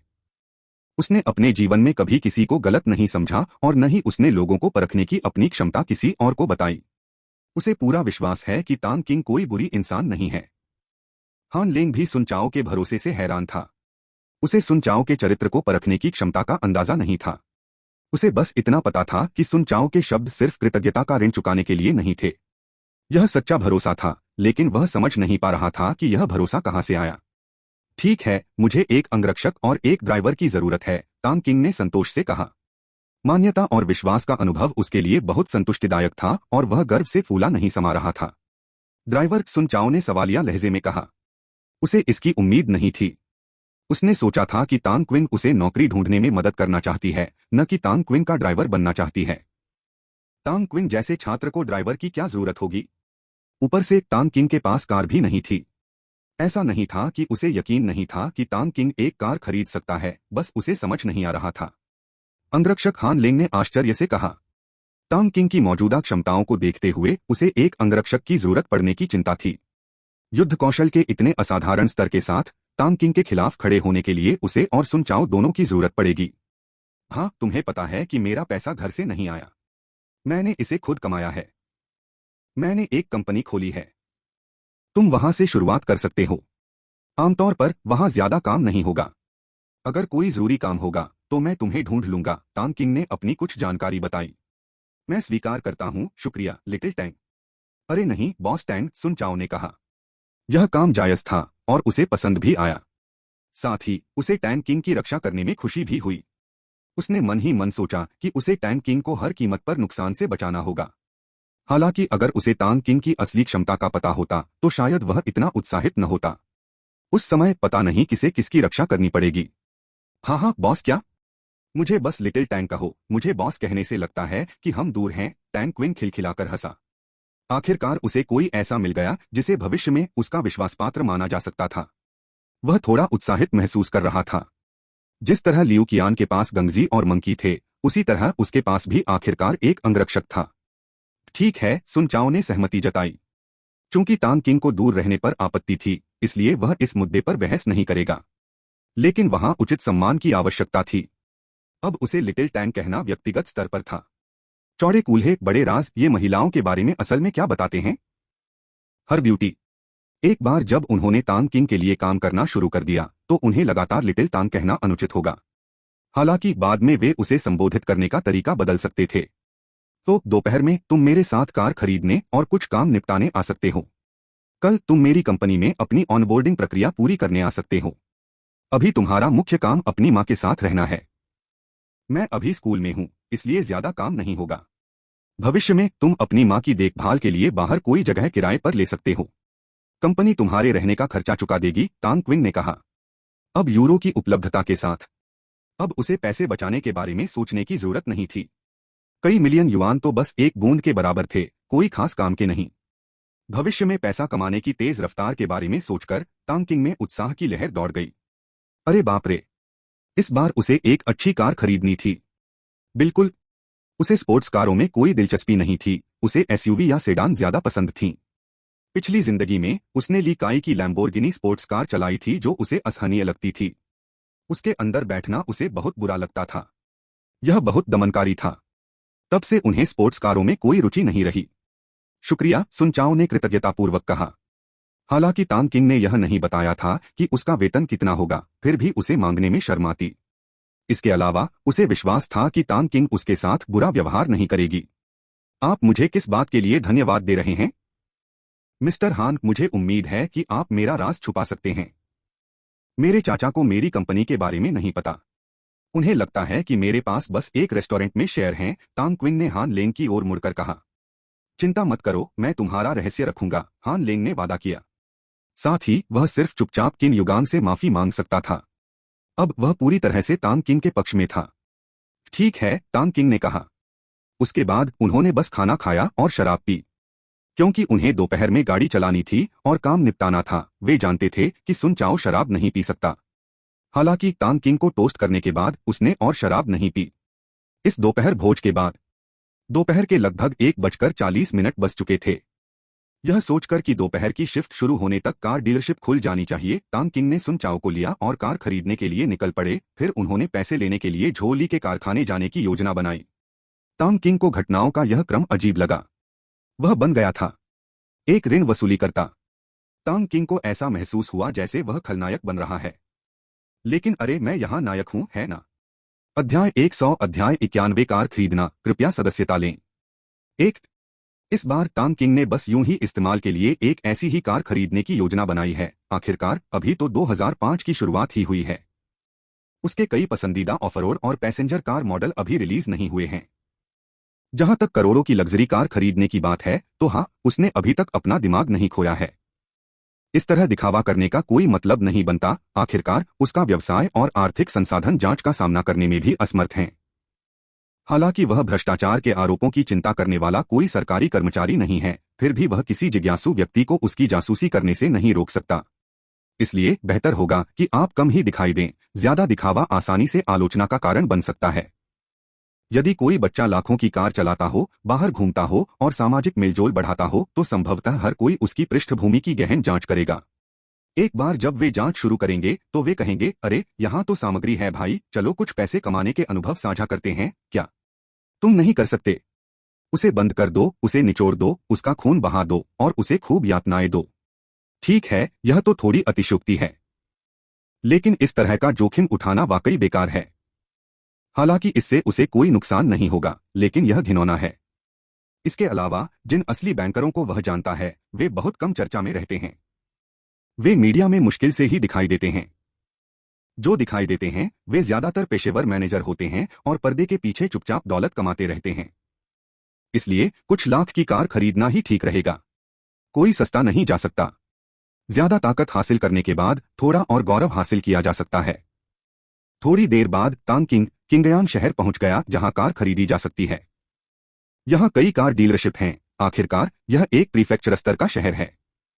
लाखों की कीमत वाली ज्यादा लग्जरी कारें नहीं मिलती। उस स्तर की लग्जरी कारें सिर्फ प्रांतीय शहर और प्रांत के कुछ ज्यादा विकसित प्रीफेक्चर स्तर के शहरों में ही बिकती हैं। कार कौन सी खरीदनी है, इस बारे में तांग किंग के पास पहले से ही एक योजना थी। मर्सिडीज बेंज या BMW, भूल जाइए। पहली बात तो ये बहुत ज्यादा चमकदार होती हैं, पूरी तरह से नए अमीरों का खेल। दूसरी बात, उसे मौजूदा मॉडल पसंद नहीं। कई तरह के कार मॉडल देखने के बाद ये कारें उबाऊ लगती हैं। वह ऑडी A6 खरीदना पसंद करेगा, जो कम आकर्षक और आरामदायक दोनों है। भले ही किसी नेता की कार हो, बाहर जाने से उसकी कोई बदनामी नहीं होगी। वह वोक्सवैगन एक्सक्लूसिव डीलरशिप पर पहुंचे। पब फ्यूचर विज्ञापन। वाह, यह तो लोगों से भरा हुआ है।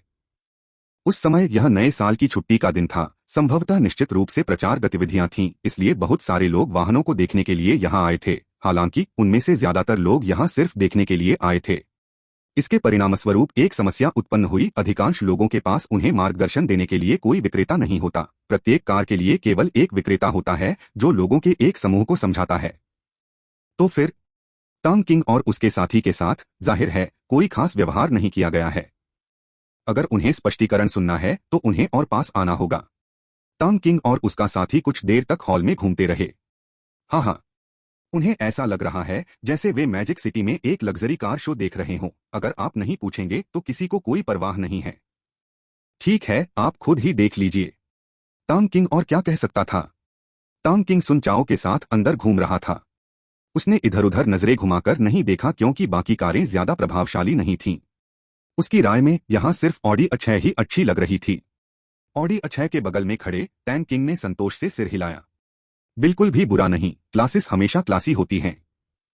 अफसोस की बात है कि उनकी सबसे पसंदीदा BMW X6 और मर्सिडीज बेंज S सीरीज के कई मॉडल उपलब्ध नहीं थे। रेंज रोवर ऑरोरा या कैडिलैक XT5 तो बिल्कुल भी नहीं थी। इसलिए X6 ही उस समय एकमात्र आकर्षक कार थी। अब एक महिला विक्रेता सोने चांदी के गहनों से सजी एक स्थानीय तानाशाह को इतनी जोर जोर से सामान बेच रही थी कि पास खड़ा तांग किंग उसे बर्दाश्त नहीं कर सका। उसने मन ही मन आह भरी, सोचा कि यही तो पैसे की ताकत है। बेशक वह उससे सचमुच घृणा नहीं कर सकता था। उसका मानना है कि पैसा कमाने वाला कोई भी काम सम्मान का पात्र है, बशर्ते वह डकैती, चोरी, नशीले पदार्थों की तस्करी आदि जैसा कोई संदिग्ध काम न हो। उसमें ऊंच नीच का कोई भेद नहीं है, बस अलग अलग पेशे हैं, काम की प्रकृति अलग अलग है, अलग अलग तरह के लोगों की सेवा करनी है। और फिर पैसा कमाने के लिए शर्म छोड़ देने में क्या बुराई है? यह तो प्रेरणादायक है ना? बिना कुछ खोए कैसे कुछ पाया जा सकता है? बिल्कुल स्टीफन चाओ निर्देशित मरमेड की शुरुआत की तरह, जहां डेंग चाओ सोने की खोज करने वालों का एक गहन मूल्यांकन प्रस्तुत करते हैं। इन लड़कियों के पास जवानी की पूंजी है, वे अपनी पूंजी को पैसों में बदल देती हैं, इसमें कोई शर्म की बात नहीं है। वे लड़कियां अपनी गरिमा और विनम्रता की परवाह न करते हुए हंसी मजाक और बातचीत में उलझी रहती हैं और खुद का फायदा उठाने देती हैं। क्या वे सचमुच ऐसा चाहती हैं? कितनी औरतें ऐसा करने को तैयार होती हैं, या फिर वे बस जिंदगी से मजबूर हैं? यह तो बस एक आम लेन देन है, ठीक है। पब फ्यूचर द्वारा विज्ञापन। पब फ्यूचर विज्ञापन वह खट्टे अंगूरों के समान व्यर्थ की बातों से तथा बिना सोचे समझे बात करने वाले लोगों से सबसे अधिक घृणा करता है। हर काम का सम्मान करें, दूसरों के श्रम का सम्मान करें, उनके प्रयासों और उसके पीछे की कड़वाहट के बारे में अधिक सोचें, स्वयं को उनकी जगह रखें, दयालुता को बढ़ावा दें। नमस्ते, क्या मैं इस कार में बैठकर देख सकता हूं? तांग क्विंग आगे बढ़ा और विक्रेता को देखकर मुस्कुराया। अपनी पिछली जिंदगी में वह भी अच्छी कार चलाता था। उत्पादन कंपनी में उसके पिछले बॉस के पास भी यह कार थी। ली काई के कार प्रेमी होने की वजह से तांग क्विंग को अपनी पसंद की कारें चलाने का मौका मिला। लैम्बोर्गिनी ली काई की स्पोर्ट्स कारों में से एक थी। उसके पास एक पोर्श और एक R8 भी थी, लेकिन तांग क्विंग को उन्हें चलाने की आदत नहीं थी। माफ करना, ये सज्जन पहले आ गए, इसलिए उन्हें पहले कोशिश करने का अधिकार है। विक्रेता ने तांग किंग की तरफ देखा और उसकी आंखों में तिरस्कार झलक आया। वो इस समय इस स्थानीय तानाशाह की सेवा कर रही थी। वो किसी भी तरह की रुकावट नहीं चाहती थी। ठीक है, क्या यह कार आपके पास स्टॉक में है? तांग किंग ने अपनी नाक छूते हुए अजीब तरह से कहा। वह नाराज नहीं था, आखिरकार स्थानीय तानाशाह पहले आता है।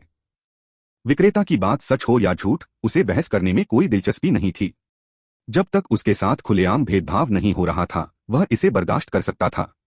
अगर वह इस बात पर विवाद पर उतरता तो यह व्यर्थ होता। उसके पास इतना खाली समय नहीं था कि वह अपना मूड खराब करे, खासकर जब ऐसे व्यक्ति को हराने से मिलने वाला संतोष अच्छे मूड में होने वाले नुकसान की भरपाई नहीं कर सकता।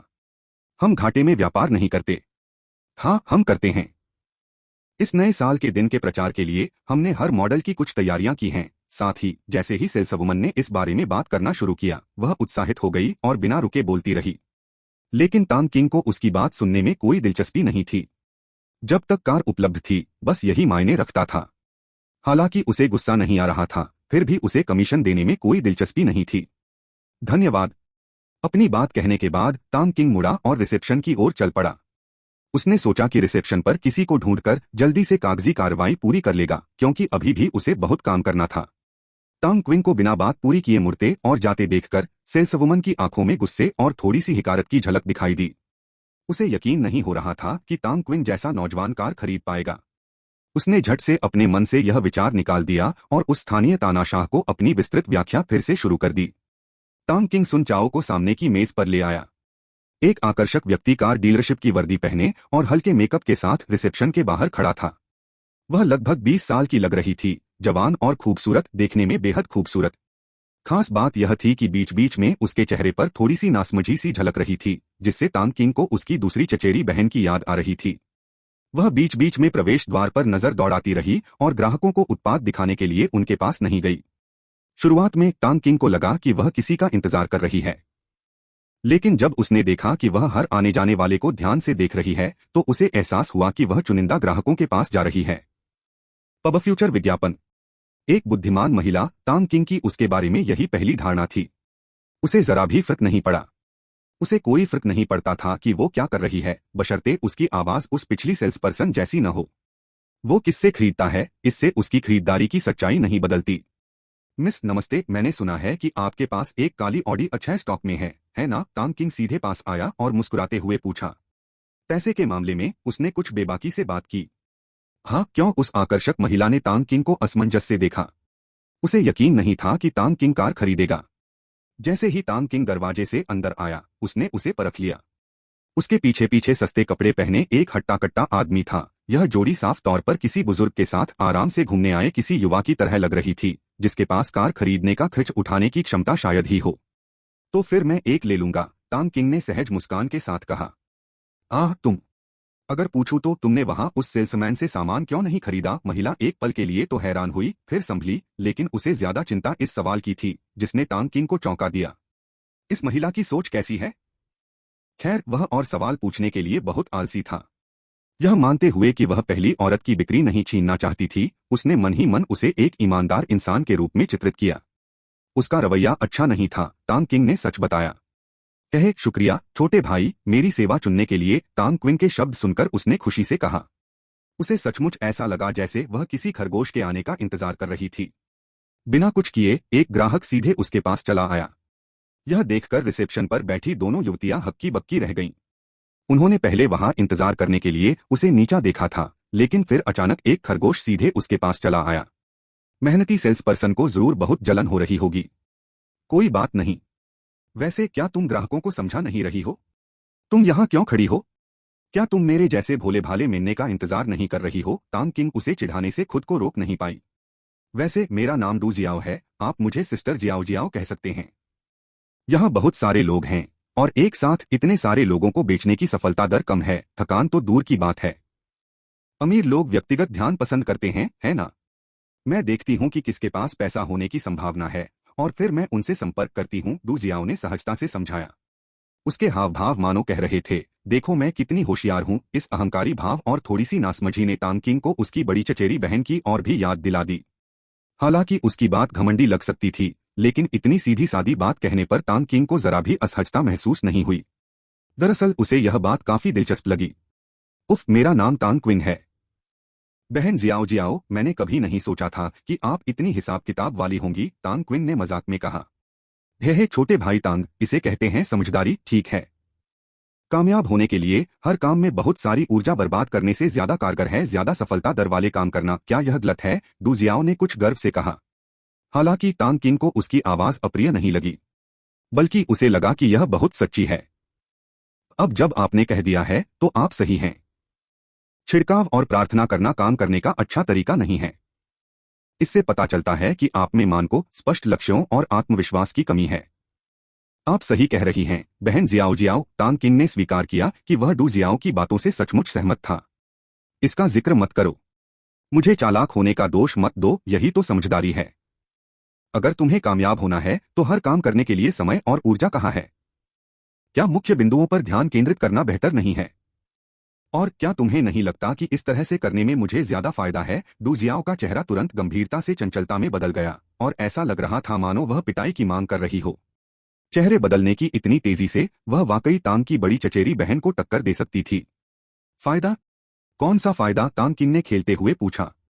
मैं सुंदर हूं, डू जियाओ ने एक आत्मसंतुष्ट मुस्कान के साथ अपनी भौहें उठाते हुए कहा। बहन जियाओ जियाओ, क्या आप थोड़ी और शालीन नहीं हो सकती? तांग किंग ने आंखें घुमाई। इस महिला में कुछ हद तक आत्ममुग्धता की प्रवृत्ति थी। हालांकि उसे मानना पड़ा कि उसके साथ बातचीत करना वाकई काफी मनोरंजक था। हाँ, वांग यान और ली काई पहले तो दंग रह गए, फिर अपनी हंसी नहीं रोक पाए। हालांकि तांग किंग, जिसने अपनी पिछली जिंदगी में अनगिनत चुटकुले सुने थे और जिसकी हास्य भावना बहुत अच्छी थी, बस हल्के से हंस दिया। सुजिवांग ने उन्हें बेकाबू होकर हंसते देखा और तुरंत समझ गया कि उसने एक बेवकूफी भरी वजह गढ़ी है। भुगतान तो पहली मंजिल पर होना था, तो 9वीं मंजिल पर क्यों रोक रहा है? पहली बार उसका चेहरा लाल हो गया और जितना ज्यादा वह वांग यान के सामने खुद को शर्मिंदा करने के बारे में सोचता, तांग क्विन के प्रति उसकी नाराजगी उतनी ही बढ़ती जाती। जियाओ सू, तुम यहाँ क्या कर रहे हो? तुम लिफ्ट क्यों रोक रहे हो? सू जिवांग की तरफ से एक आवाज आई। यह सुनकर सू जिवांग का उत्साह तुरंत बढ़ गया। वह बड़ी मुश्किल से अपने एक दोस्त के साथ इस डिनर में शामिल हो पाया था, जहां ज्यादातर लोग अधिकारियों के बच्चे थे, जबकि उसका दोस्त दूसरी पीढ़ी का एक अमीर आदमी था। रात के खाने के बाद ज्यादातर लोग नीचे गाने के लिए चले गए, जबकि बाद में आए दो लोग अभी भी खाना खा रहे थे। उसके दोस्त ने उसे उन दोनों के साथ रुकने और उनकी सेवा करने के लिए कहा था। पूरे समय उसने उनकी चापलूसी करने की पूरी कोशिश की, यहाँ तक कि उस समारोह में दूसरी पीढ़ी के सबसे अमीर लोगों ने भी उसकी तारीफ की। दोस्तों, अगर वीडियो अच्छा लगा हो तो लाइक करो, शेयर करो और चैनल को सब्सक्राइब करना मत भूलना। आपका प्यार ही हमारी ताकत है, तो लाइक और सब्सक्राइब जरूर करें।